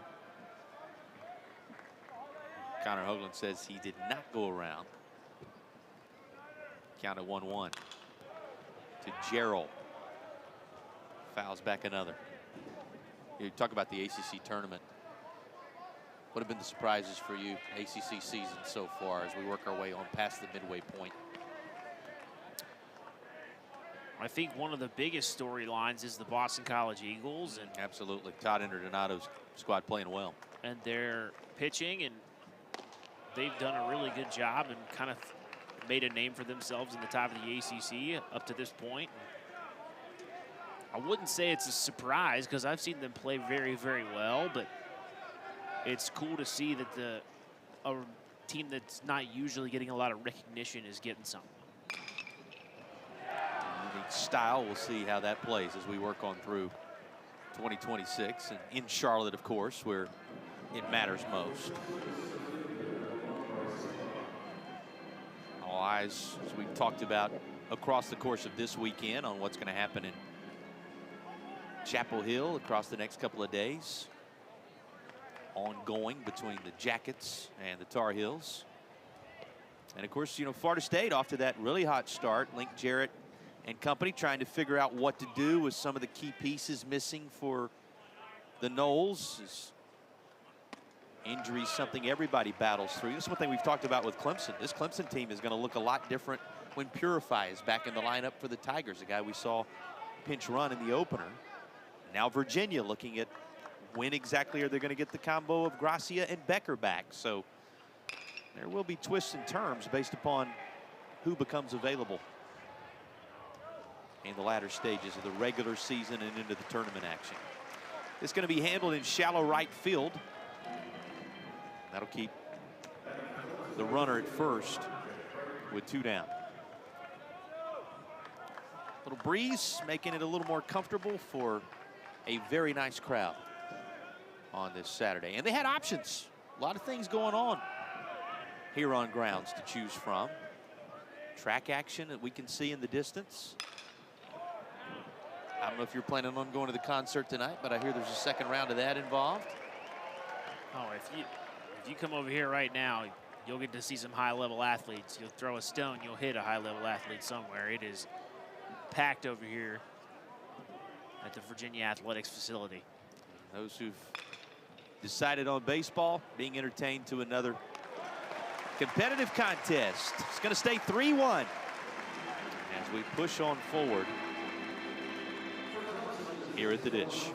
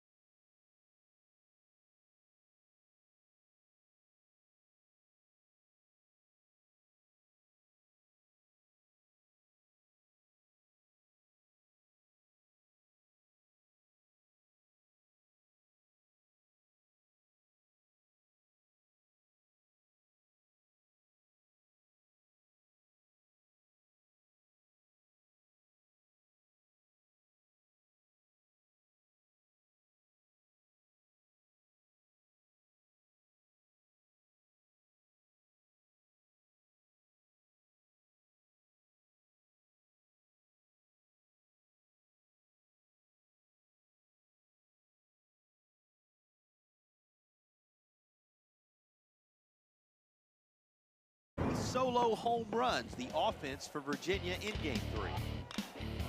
And we talked about the big hits with runners in scoring position. And for some of these hitters, they're in scoring position at home plate. Their only offense has been from 3 solo home runs by Harris, Tiroli, and Didowick there to lead off the game. But that also doesn't highlight the fact that they have had some really loud outs. I mean, they've had a lot of outs that have been over 100 miles an hour off the bat, which again is more consistent with what we think this UVA offense can do.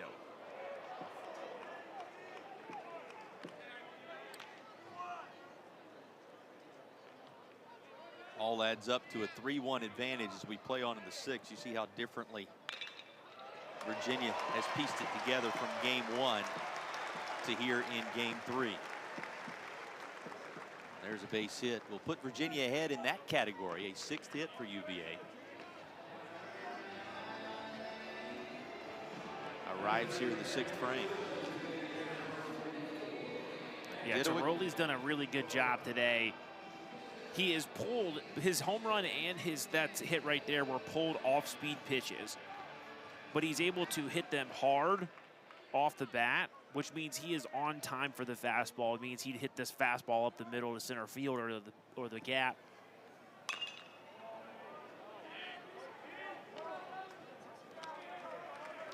Parada fouls off the initial offering his direction. Singled and struck out today in a couple of trips.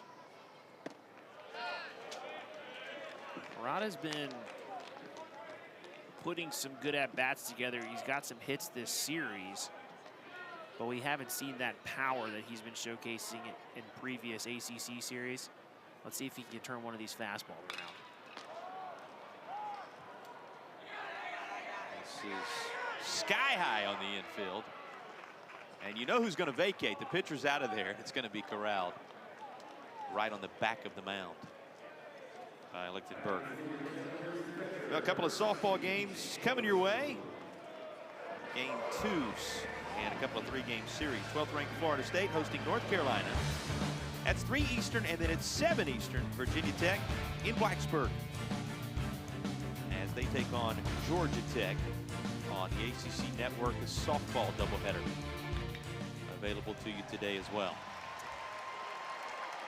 Into left field, rolling one on through for a base hit. Weatherspoon aboard. And who's looking to add to a 3-1 lead? Yeah, Weatherspoon does not waste any time.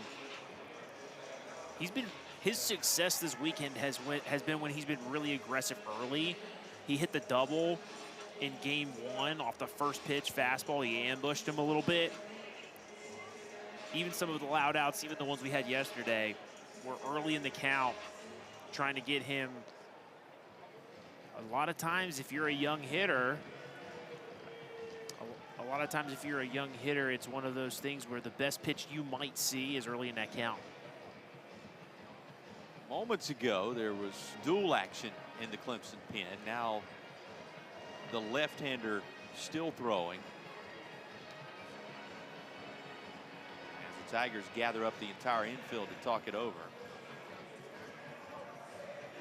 One of the things that's been a staple of the left-handed heavy Virginia Cavaliers with Becker and Grassi is, I don't know if if they've had a lot of lineups this year where they've had more right-handed hitters than lefties, which is what there is today. There's 5 right-handed hitters and 4 left-handed hitters.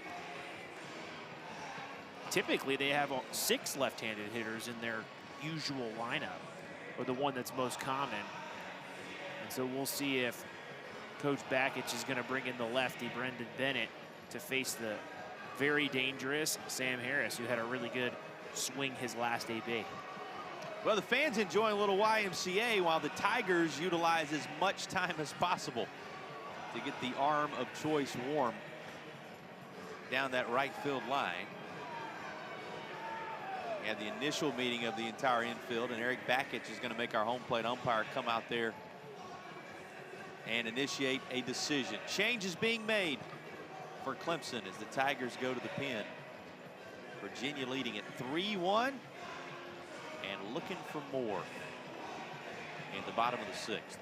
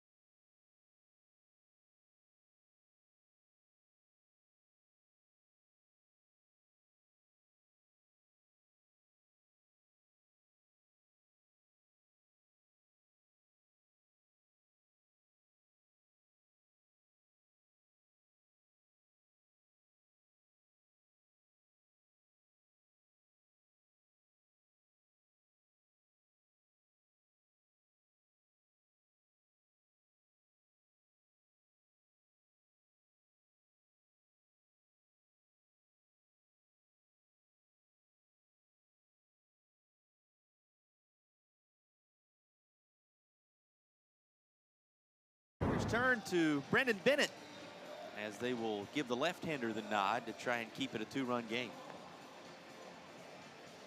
Yeah, Bennett is a trusted bullpen piece for probably their top lefty coming out of the bullpen. What you see with those numbers, he has a low to mid-90s fastball, which you'll see, but he's also got a pretty big looping curveball that can be really difficult for left-handed hitters to track, and has enough of a speed difference between his fastball to really cause the right-handed hitters to stay out in front of it. One of the keys he's gonna have to do as a lefty is establish the inside part of the plate to righties, or the glove side of the catcher. That could be a make or break situation for a left-handed pitcher. His first pitch to Harris, a strike. Lost in somewhat of the stretch the Tigers have been in. The bullpen as a unit, 15-5, 9 saves. An ERA in the mid-4s, and opponents hitting in the low 200s against them, with well over 200 strikeouts this year. So from a numbers standpoint, and from some of those moments, you get glimpses of what this Clemson bullpen has been capable of. Yeah, it's one of the reasons why Coach Bakich and the Clemson Tigers coaching staff felt comfortable going with an opener in Game 3, is because they had a rested bullpen, and it's been such a strength for them throughout this season. Absolutely. So that to say, don't be deceived by what the record shows you a little bit. The talent, as we talked about throughout the course of the weekend there, and it's on display again here. Yeah, this is the slider from Bennett. That we didn't get to talk about that when we introduced him, but he's got a really good slider that's kind of in between his big curveball and his fastball. And that pitch running away from Harris, there's pretty much nothing he can do with that. Very well placed. Remember, he came on, inherited a couple of base runners. He gets the second out there. Johnson greets him with a first pitch lined into left, and another run coming home for the Hoos. Well, went up there with a game plan, capitalized right away, and the Virginia lead grows in the bottom of the 6th inning. Well, Bennett was trying to get ahead with the slider again, but he leaves this pitch to Roley off with the crack of the bat right there. And that throw didn't even come to home plate. It came to second base. Trying to see if they can catch Weatherspoon napping, but they did not. And a 2-out RBI is as critical and as needed as you could get for any offense. It was Virginia's second hit of the day with 2 away. And the first hit for the Hoos with a runner in scoring position, obviously, when you consider that, as we showed you coming into the inning, all the runs previously had come on a home run of the solo variety. Easy warming. And the Clemson pin. You would probably see him today. He was certainly on the short list of individuals the Tiger would use in some capacity, and it appears as if the Tigers may call for him right here, right now.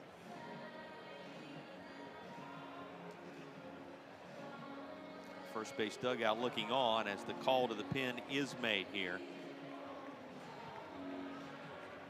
And the Tigers going to call for Veazey into the game. That is now 4-1 as he becomes the latest out of the pen here in the 6th inning.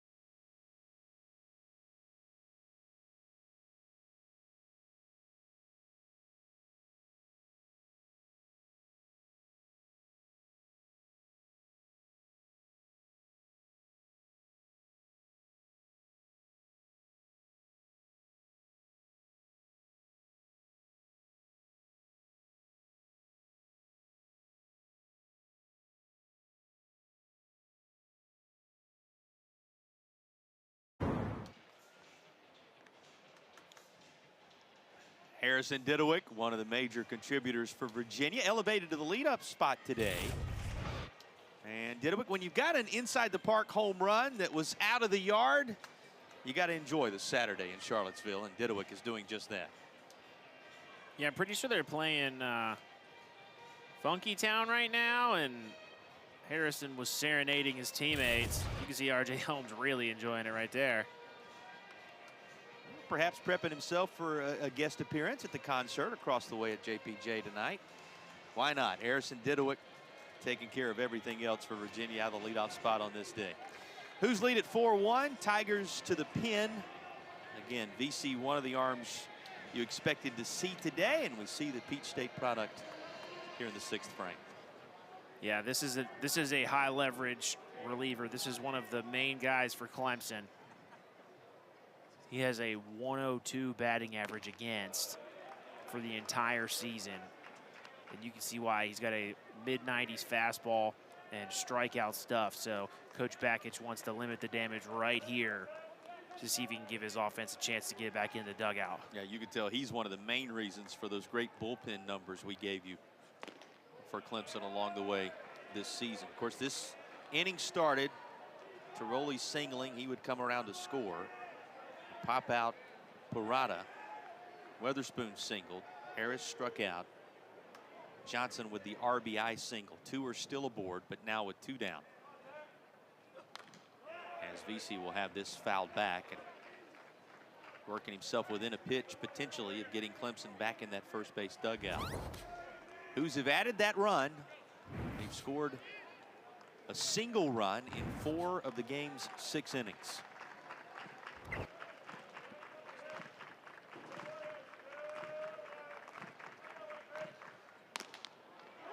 It'll stay just that, a single run, as VC lays it over the outer third to drop the curtain on the 6th. who's inch a little further ahead in game 3.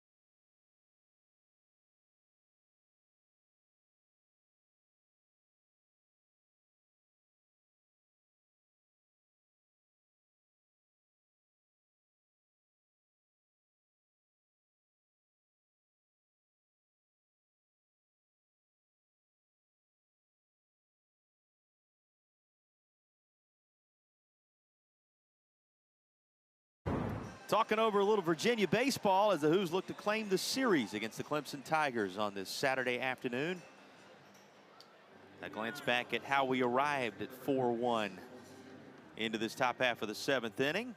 The home run ball, whatever variety of it you like, has been the main weapon for the Cavaliers today. Yeah, Coach Bollard's referenced runners in scoring position, and they finally got a base knock with a runner in scoring position in the last inning by Kyle Johnson's single. But he said our plan for the game is no secret. Hartman to Kappa, and they needed Hartman to be efficient. And so far he's done that. Let's see if he can continue that. It was Hartman to Kappa on Thursday night in the opener that, behind a tremendous start from Henry Zetkowski, translated into a 2-run victory. And a call at first base will add another strike to the count against Jason Fultz Jr. So that was the formula on Thursday. Zetkowski, a strong 7. He threw 100 pitches. You know, that's the one thing. I haven't talked about it, but 100 pitches even seems to be the formula, right? Coming into this one, you knew you probably weren't going to get that out of the 2 bullpens. 70 thrown by the Virginia starter today, but it was the even century mark for Zetkowski on Thursday, and then Sharman did the same thing for Clemson in the Tigers win in game 2. And Hartman doing just what you said, Robbie. As he becomes the bridge man again in game 3, he gets the strikeout here to start the 7th. Well, he's utilizing the splitter there. And one of the things you could tell when Hartman grips the baseball, he has that splitter already gripped. It can be really difficult to get that splitter gripped in the glove. Let's see if he does it right there. You see him dig in there with his fingers. You see he's got that change-up splitter grip. And that takes a lot of spin off the baseball. It can be very difficult for hitters to track. And Clemson utilizing a pinch hit opportunity. Dylan Harrison makes it work. The freshman out of the Golden State rolls one through the infield, and he's aboard with 1 away.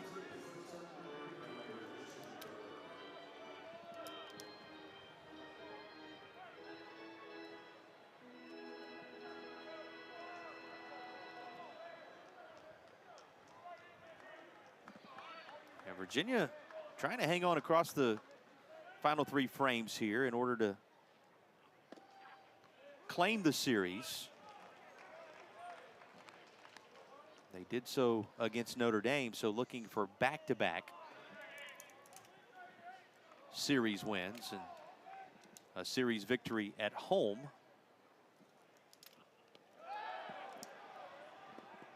Against the Clemson squad looking to turn the tide for their season Runner down to second base on this one to the backstop. So Tigers with a runner in scoring position as they look to claw back here. And this has been the one thing the folks around the Tigers program talked to us about this week, Robbie.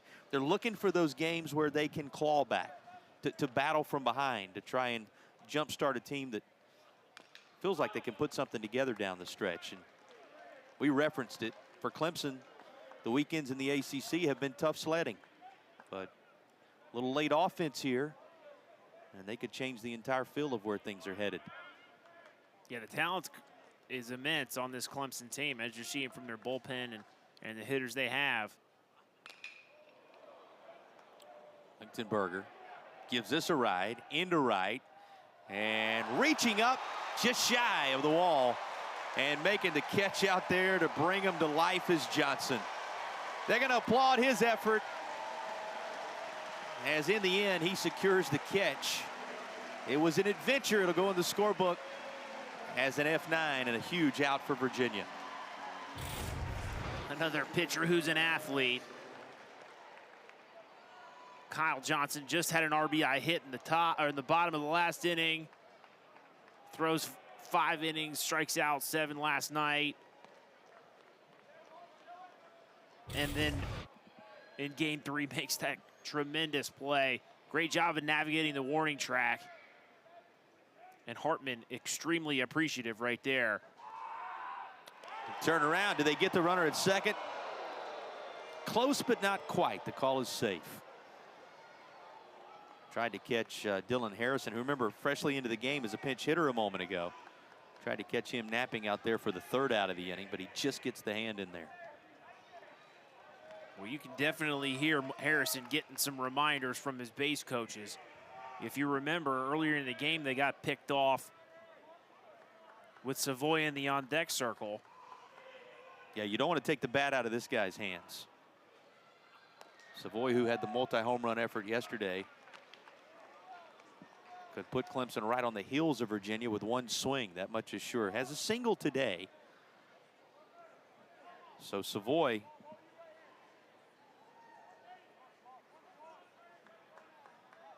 the last 2 contests for Clemson, really the last 3. He's got at least a hit in every game this weekend. Went 2 for 3 in the opener as well. Yeah, with a 3-run lead, the goal is not to get the tying run to the plate.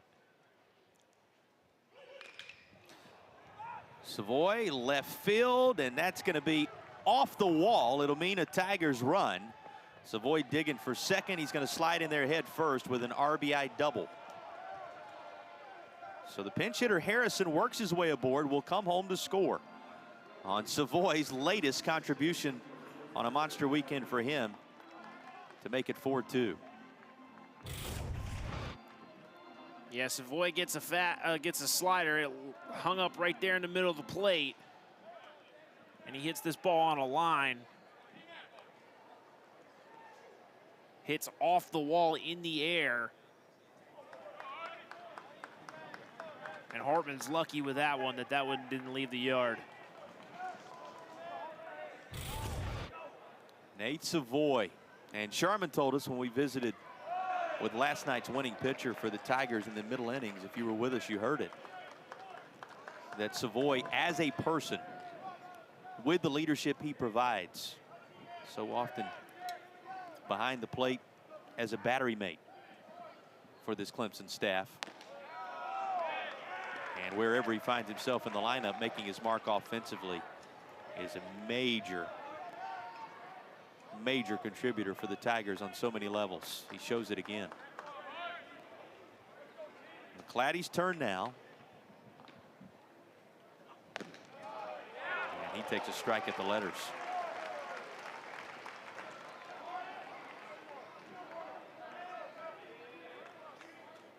It's a good location for a 2-0 pitch for a left-handed hitter, up and in to get the called strike.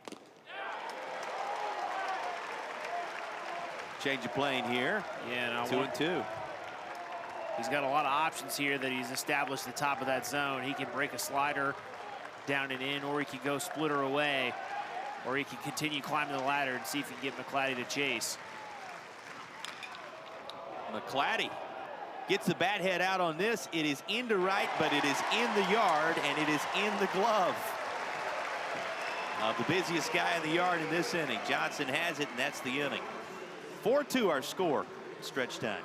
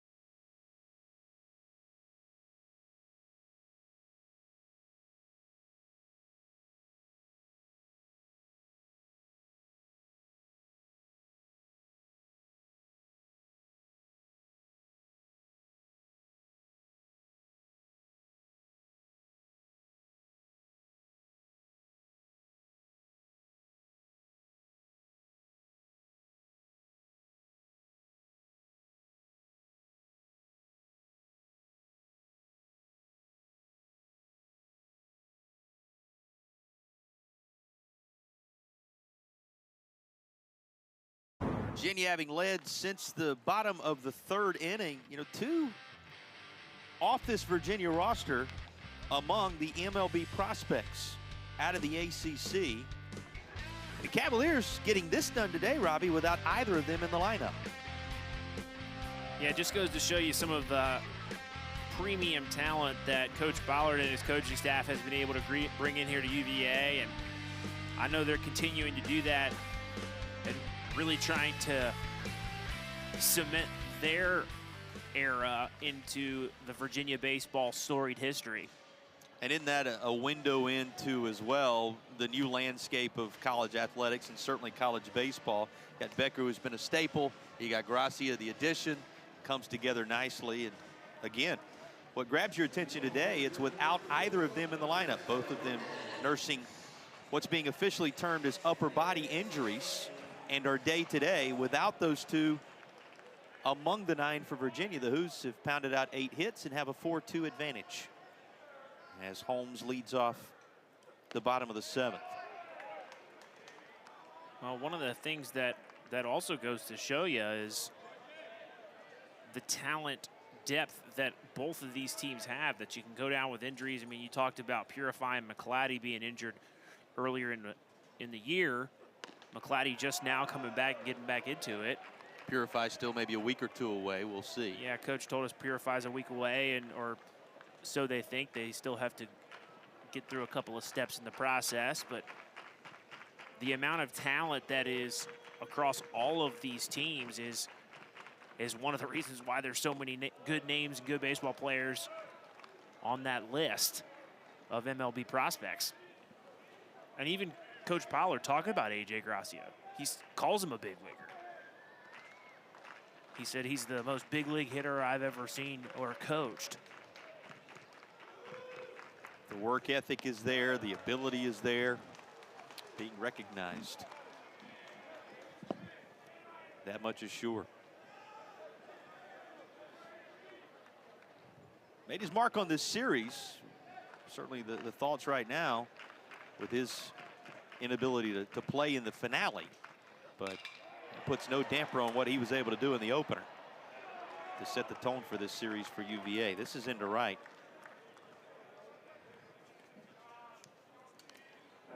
That ball hit on a line.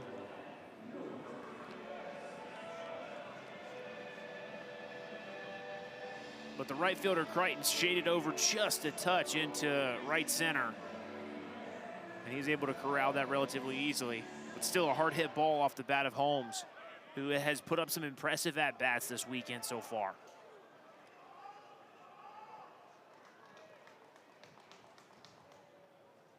asking for a new baseball. VC not going to be granted that opportunity.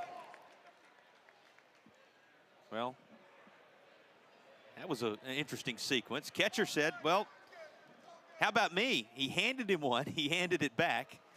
And VC's going to go with what was already in the glove. Yep, pitch clock violation comes your way instead of. Well, Pearl to work with. I wonder what was wrong with the ball. That's interesting. And again, handed one to the catcher. And then right back into the umpire's hands. Shading his eyes in left and drifting over to his right. The play is made out there by Savoy.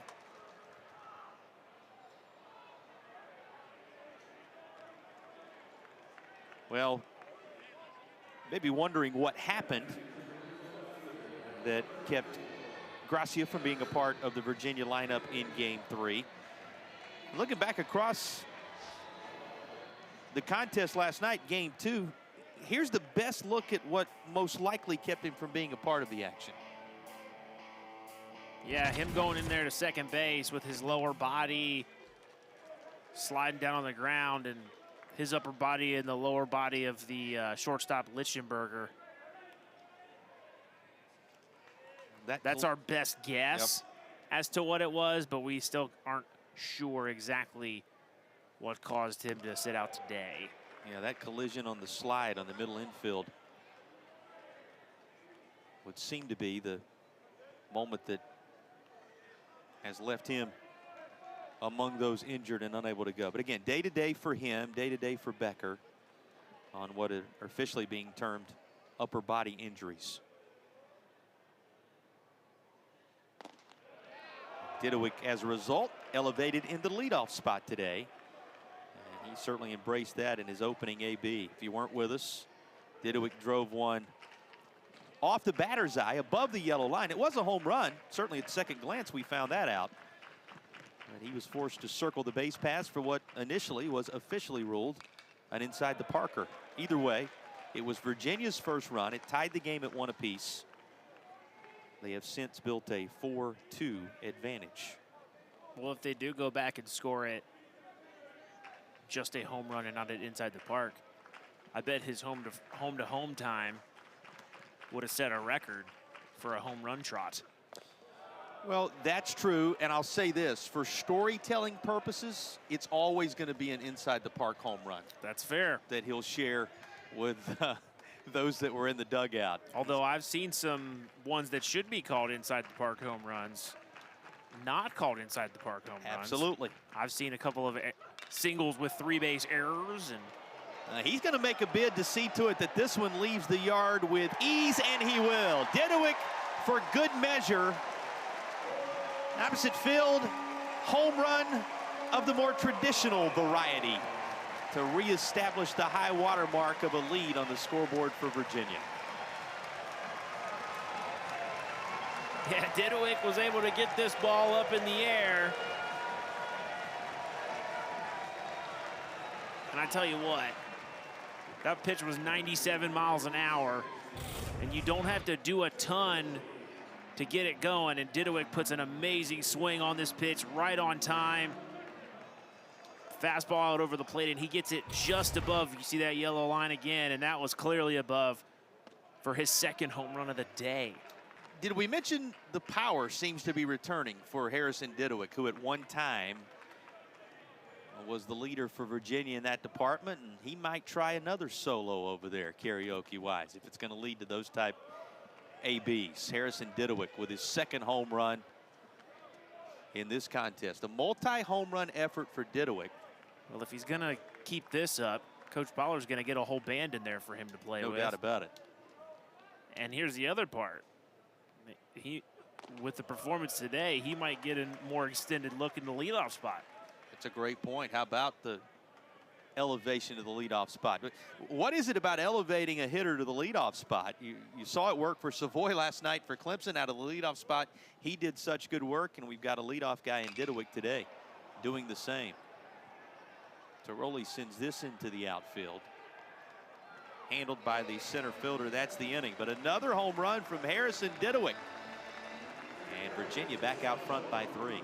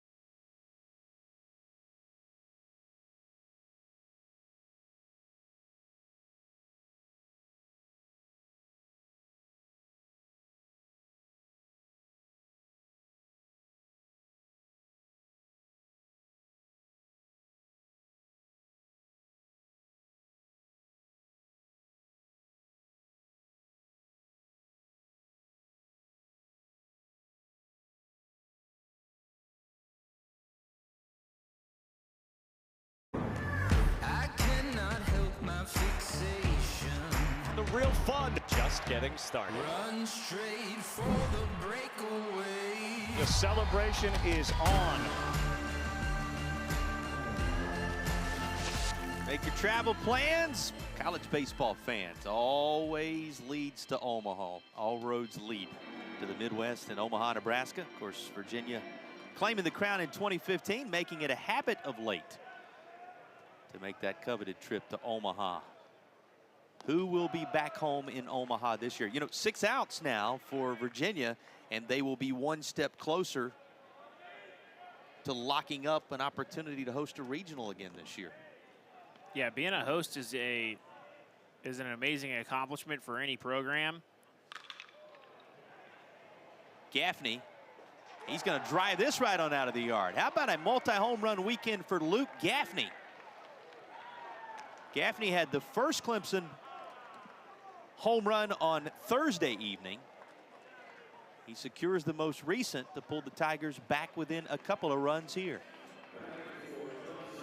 There's 2 of his 5 home runs on the season coming this weekend in Charlottesville for Luke Gaffney. Yeah, Hartman left this fastball up in the zone. Gaffney was on time for it. Early in the count, leaves it up over in the middle of the plate. Gaffney just cuts that baseball right in half and hits a laser beam on a line. Gerald tried the same, but this one right in the grasp of Didowick, the left fielder, for the first out of the inning. One of the things we're going to notice is, or we're going to keep looking for, when Hartman starts to get fatigued, he starts to leave his pitches up. And he really needs to make sure he can get his stuff back down in the zone. And I don't think it's going to be too long before we see Kappa. Already up over the 40 pitch threshold. He's going to be visited right now. Is Hartman. But you got a Virginia team that they came into the weekend at last look 11th when you talk about the way they line up nationally in terms of hosting. This will be a major step if they can make the 2-run lead stick for the second time in this series and take the 3-game series from the Clemson Tigers. They're going to turn to the pen in an effort to do so, with a 5-3 advantage in the 8th.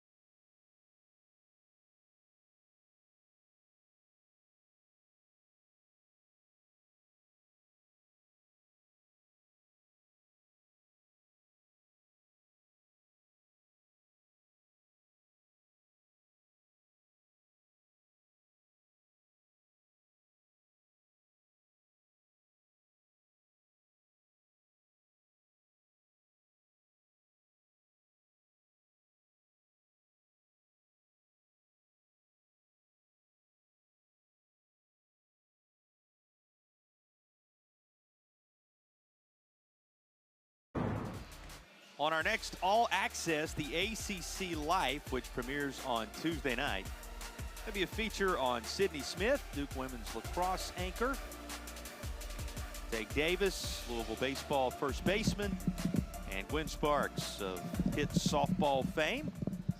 You'll get tremendous access into the world of college athletics. 10 Eastern. That's the start time on the ACC Network and the ESPN app. Cavaliers looking for a 5-out save from the pitcher who has more of them than anybody in the Atlantic Coast Conference to this juncture in the season. Yeah, Tyler Kappa, he's got a mid-90s fastball. He has been their most reliable starter. He'll run it up there to 95, 96. And Coach Pollard wants to see him come out throwing strikes. He has been nearly unhittable up to this point. And one of the ways he's done that is he's limited the walks and really gotten after these hitters and getting ahead. So and he's had experience doing this before, of getting these multi-out, more than 3-out saves. Clavon. He's going to hammer this the other way into the bullpen. Saw an Oppo shot from Virginia moments ago. Clemson returns the favor. Just like that, the Tigers as close as they have been since the middle frames. And off of the Virginia closer. Again, his 17th appearance. And he is greeted like this. Well, Clavon got a fastball. And again, the strength of these guys. We got a chance to walk down there. They're just big dudes, really strong. But when you leave fastballs up in the zone, especially when you're throwing up hard like Kappa does, when you get the barrel on it, it goes. And we've seen that now on both sides over the last few innings. Kappa picked up his league best 9th save, working just the final inning of Thursday's opener. He gave up a couple of hits, struck out one, faced 5 batters, and threw just over 20 pitches to lock down Virginia's 6-4 win in the opener. He inherited a 2-run lead again here, but it has been cut in half on that swing from Clavon. Well, even the fastballs he's thrown have been up in the zone. We need to get him down in the zone right here. Backing up on it, the third baseman. That's going to trickle on through into left field, and the Tigers have the tying run aboard with 1 out in the 8th.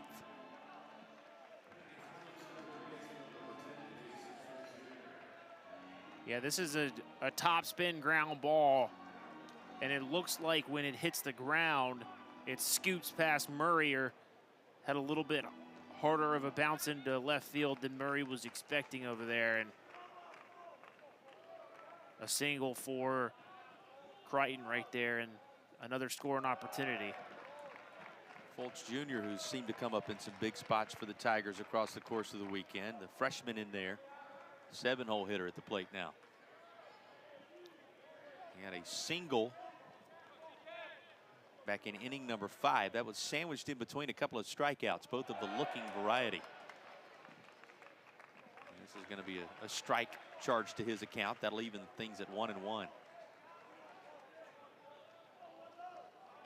Tigers with 2 runs in on just that many hits here in the 8th.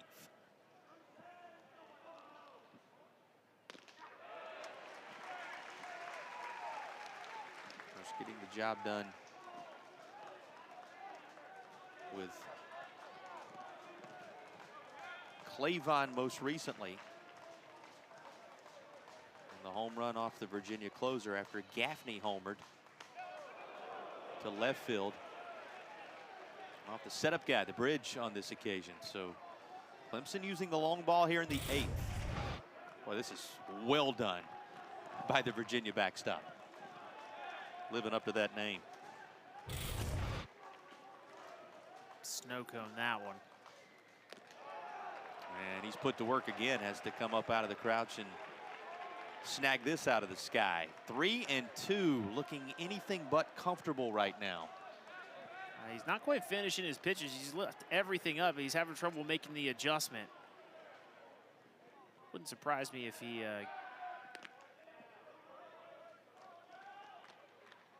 does a pickoff or gets a little visit from Weatherspoon or Coach Kirkpatrick to settle the nerves a little bit. Yeah, there it was. A little token toss to first.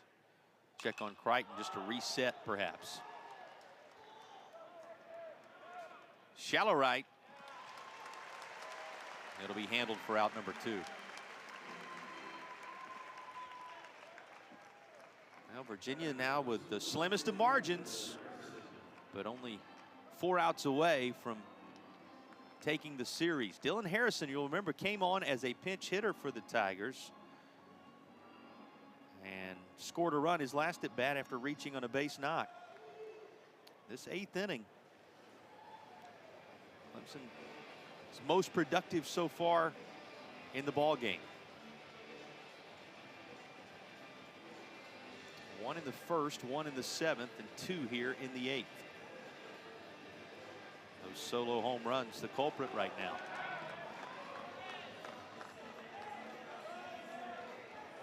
Now, you said a toss over to first or a visit.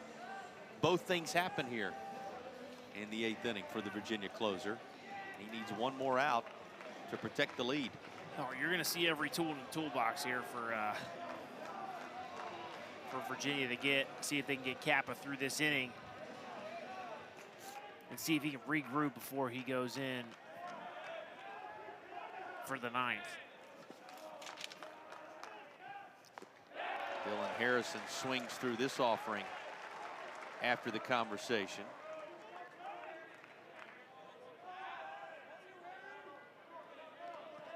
Harrison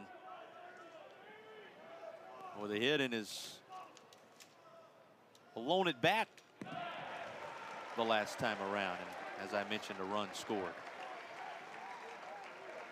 Fouls it back, and Kappa way ahead, 0-2.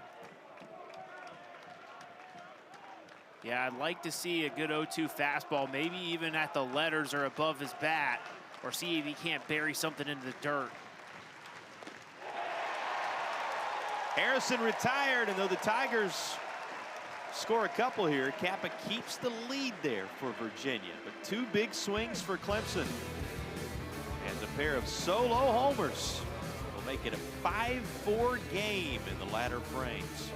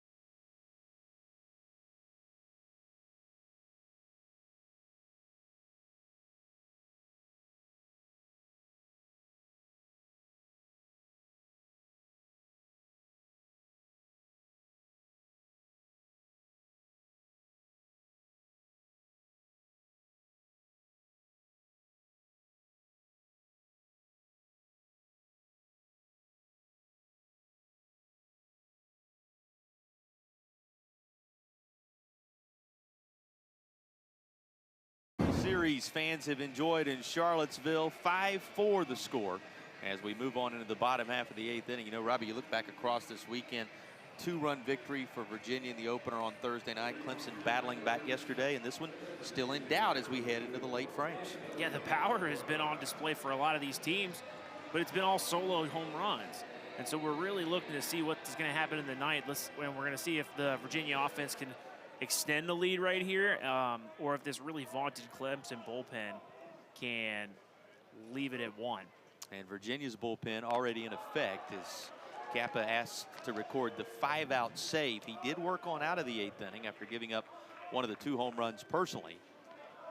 And will be looking to protect the 5-4 lead in the top of inning number 9. If you glance ahead, Clemson's going to have 9-1-2, but Virginia would like to add some insurance first. A little trouble finding it in left. He never will.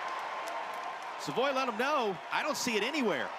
And that's, you talked about it earlier in the weekend. This time of day, a trouble spot in this yard from time to time. And Nate Savoy simply couldn't locate the baseball as he tried to look into the sun. Yeah, it can be a rough go out there, especially when you're unfamiliar. You know, this is the visiting park for the Tigers, and I think he did a good job of letting people know, but unfortunately, Parada just hit it right at his feet, and clearly that's a hit. He didn't make an error on it, but an unlucky break for the Clemson left fielder, but also very lucky with the man on second, nobody out, in the middle of the order coming up. Well, and in an outfielder's world, there's nobody to help you. Yeah. If you're on the infield and you're in a situation where you throw your hands up, maybe somebody can get to you in time, but it's you or nothing out there in left, and Savoy is unable to grab this. So foul back on this toss to Weatherspoon. And Bryce Neely out at second base for Virginia, carrying a very important insurance run as he is the UVA pinch runner in this bottom of the 8th inning. Weatherspoon singling in the 6th inning as part of a 1-for-3 effort today.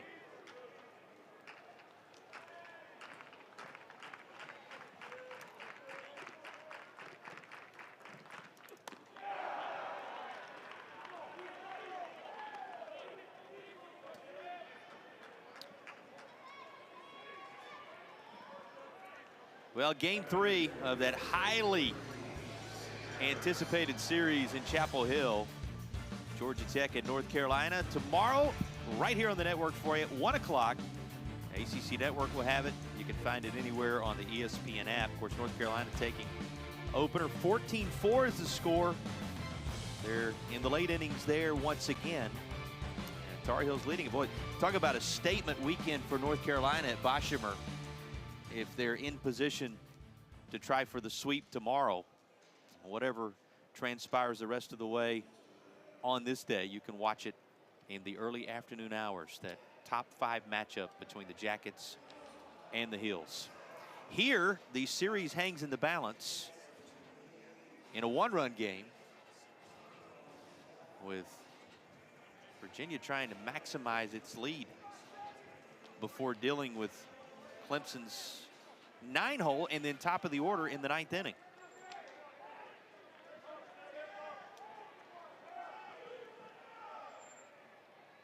VC to Harris, who's out in front.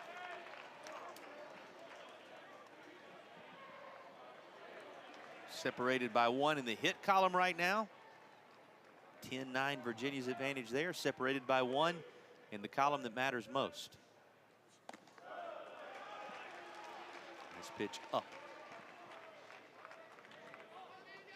Harris, of course, the solo home run in the 4th. One of a trio of those for Virginia today.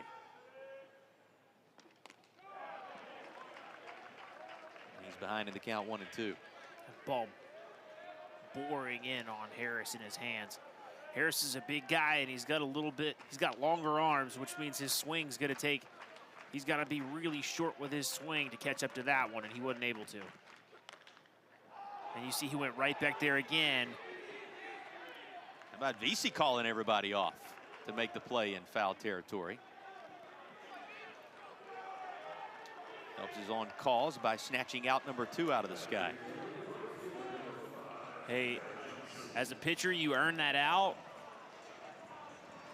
You can't leave it up to the infielder sometimes to get the out for you. Well, and remember, VC here now. VC got a fairly routine fly ball into left, but the sun playing a role and seeing to it that Savoy couldn't find it. And so he's got to come up with the extra one here. As now 2 are down, and Kyle Johnson is the plate trying to cash in that moment in the form of Bryce Neely, who's the pinch runner at second. So VC battling back, getting close to working out of it anyway to keep the Tigers down just 1 heading to the 9th. KJ thought that was down. He had support from the fans in the stands here in Charlottesville. And one of the things that I think Virginia does a really good job of is utilizing these offensive timeouts. And all he's doing is getting his hitter back into the right mentality. He saw him kind of a little bit roll his eyes at that questionable call by the umpire. And he knows this is a big spot, and an extra run here or a base knock could really help the Hoos going into the 9th.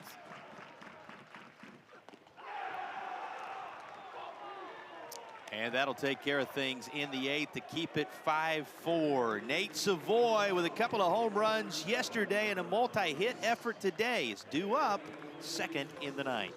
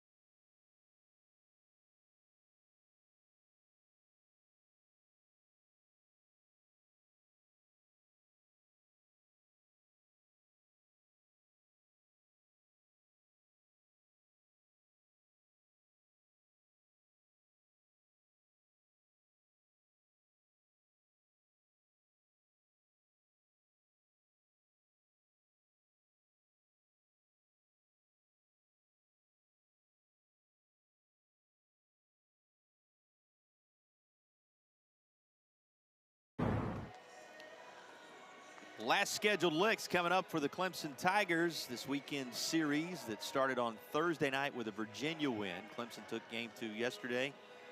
1-run contest in the rubber match. 9-1-2. The scheduled hitters for Clemson. Lichtenberger, you know, the leadoff guy who's on deck. Savoy, who twice homered yesterday. And then McClatty. That's the work in front of Tyler Kappa, the Virginia closer. And Kappa trying to work his way into double digits in the saves department, the ACC leader. And he would be looking to do it with a 5-out save in this one. Did give up the home run an inning ago.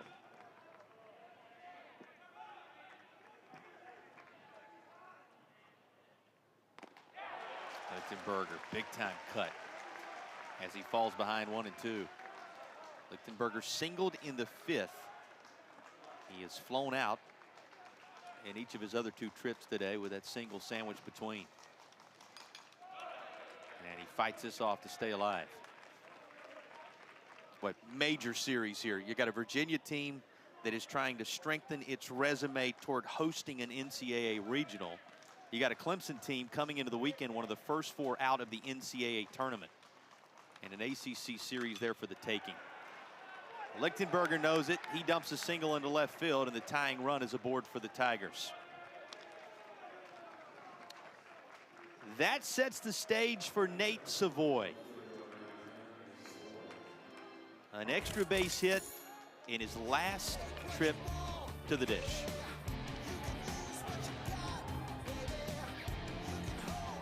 Yeah, he hasn't seen Kappa today, but right now, Savoy has treated the UVA pitchers unkindly.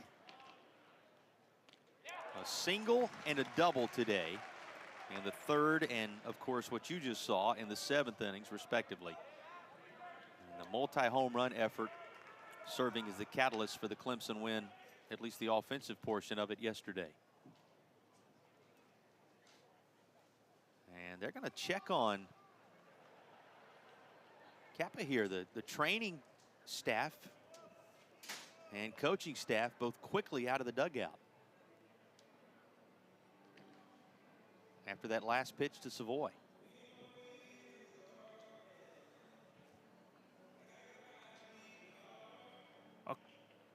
We're up here in the booth. We are very lucky to have the data, the kind of analytics, and from what we saw, that was a fastball, but it had a lot less velocity on it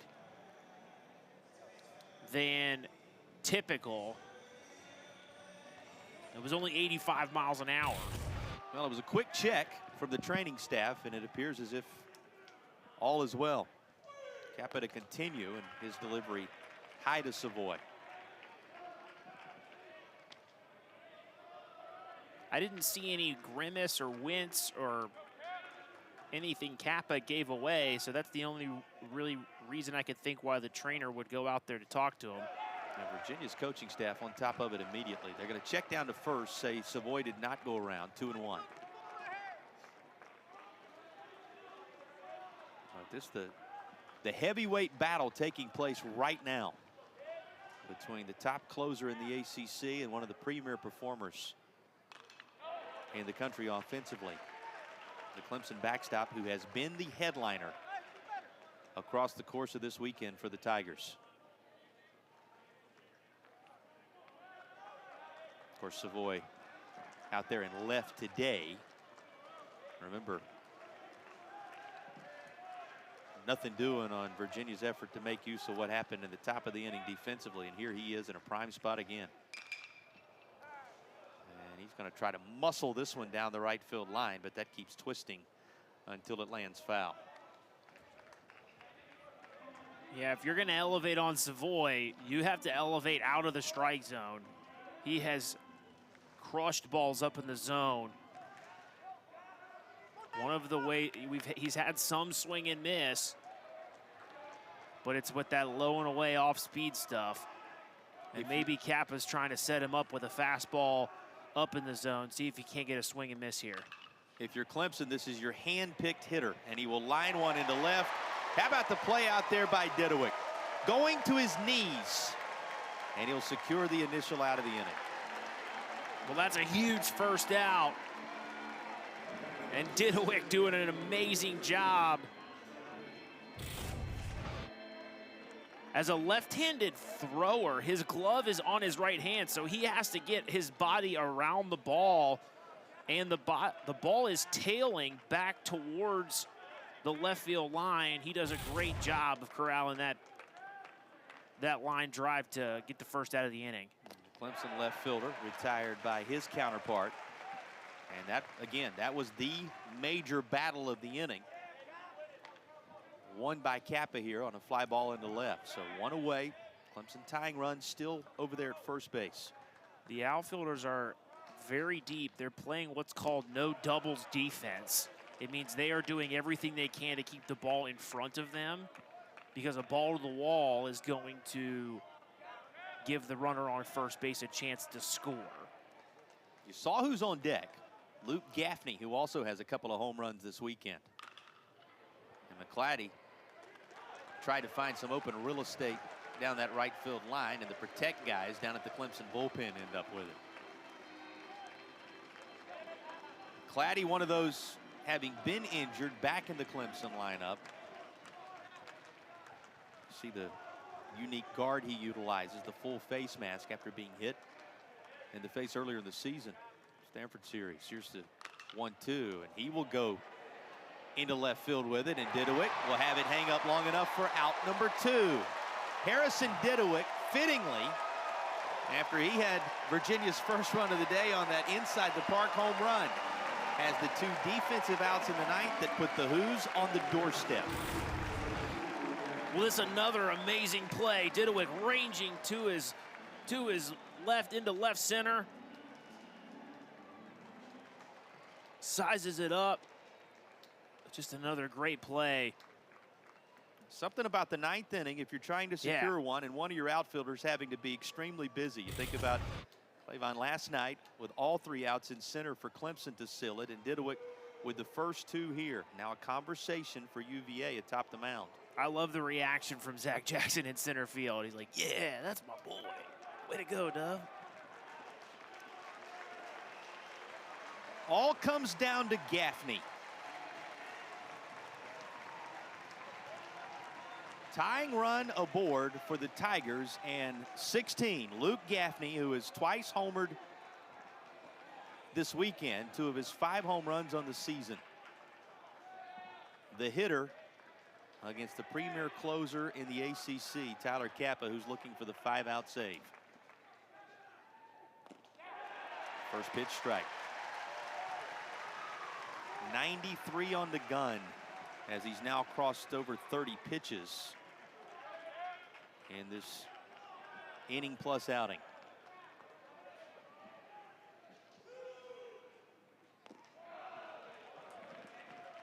Even 1-1.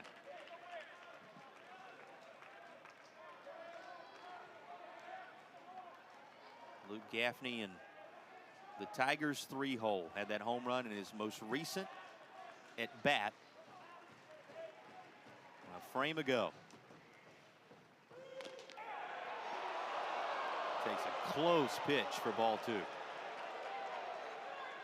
Weatherspoon doing a really good job of presenting that baseball well, but wasn't able to convince Thomas Newsom behind the plate of strike 2.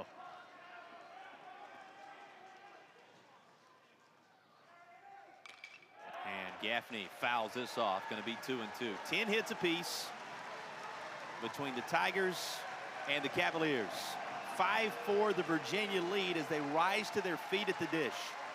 Kappa trying to close down the game and the series for the home team. And this is where you have to breathe and just think about executing one pitch for Kappa. Here is his 2-2, 2-out offering to Gaffney. Why not? Count runs full. A series Virginia's trying to take to strengthen its resume as a potential host in the NCAA tournament. Tigers trying to work their way into that tournament with a strong second half in the ACC. Series on the line.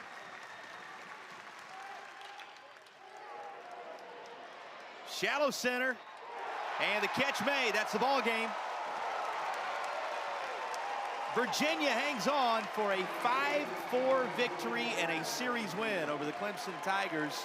Kappa, his second save of the weekend, his 10th of the year to pace the Atlantic Coast Conference. And UVA with a 2-run victory on Thursday bookends it with a 5-4 victory on this Saturday afternoon to take the series. Man, what a college baseball game. I'm so impressed with the Virginia resolve. The pitching wasn't perfect, but they were able to get it done. And how about Harrison Didowick leading off the game with Gracia not in the lineup? He slides up to the leadoff spot, makes 2 amazing catches in the top of the ninth on really hard hit balls. Just an overall impressive game and a great college baseball game to cap this awesome series. Well, the weather could not have been more perfect. The series could not have been more competitive. Virginia takes game 1. Clemson equalized yesterday, and a 5-4 final for the 9th-ranked Cavaliers as they claim the series. From a broadcast partner, Robbie Swab and Sean Fulton, his outstanding crew here in Charlottesville. Jason Patterson saying, enjoy your Sunday tomorrow. The final here in Charlottesville. 5-4 as Virginia takes the weekend.